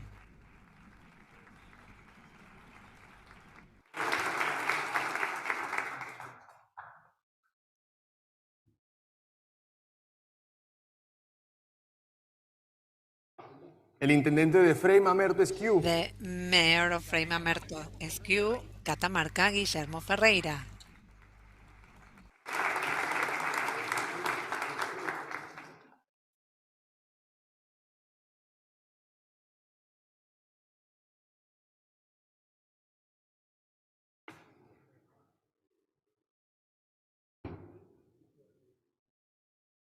También el intendente de Las Acequias. The mayor of Las Acequias in Córdoba, Noel Gastón de Matiz.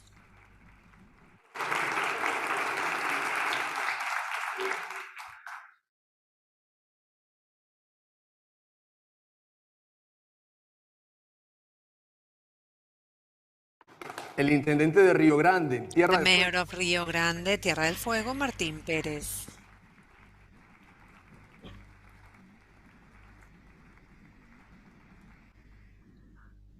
Y quisiera además destacar la And I participación would also like to highlight the participation of 4 Argentine authorities who are also signatories to the declaration, Karina Meréndez from Merlo, Buenos Aires, and also Mayor Martín Llanora from Córdoba as well, founding Mayor Leonardo Woto from Luján, and Walter Woto, our host mayor. Thank you, ladies and gentlemen. But before closing, I would like to also have the signature of our president and the Minister of the Environment as witnesses to this act. And of course, the mayor, Walter Woto, so that we confirm that we are coordinated at all government levels.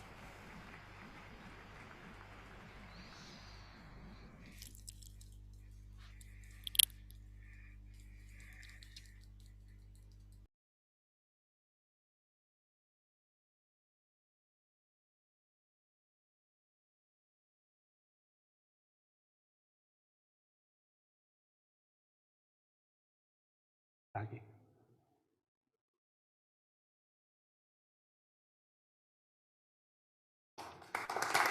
Y, perdón, pido disculpas de antemano. And I want to apologize, but the mayor of Villa María, Córdoba, who's here with us as well.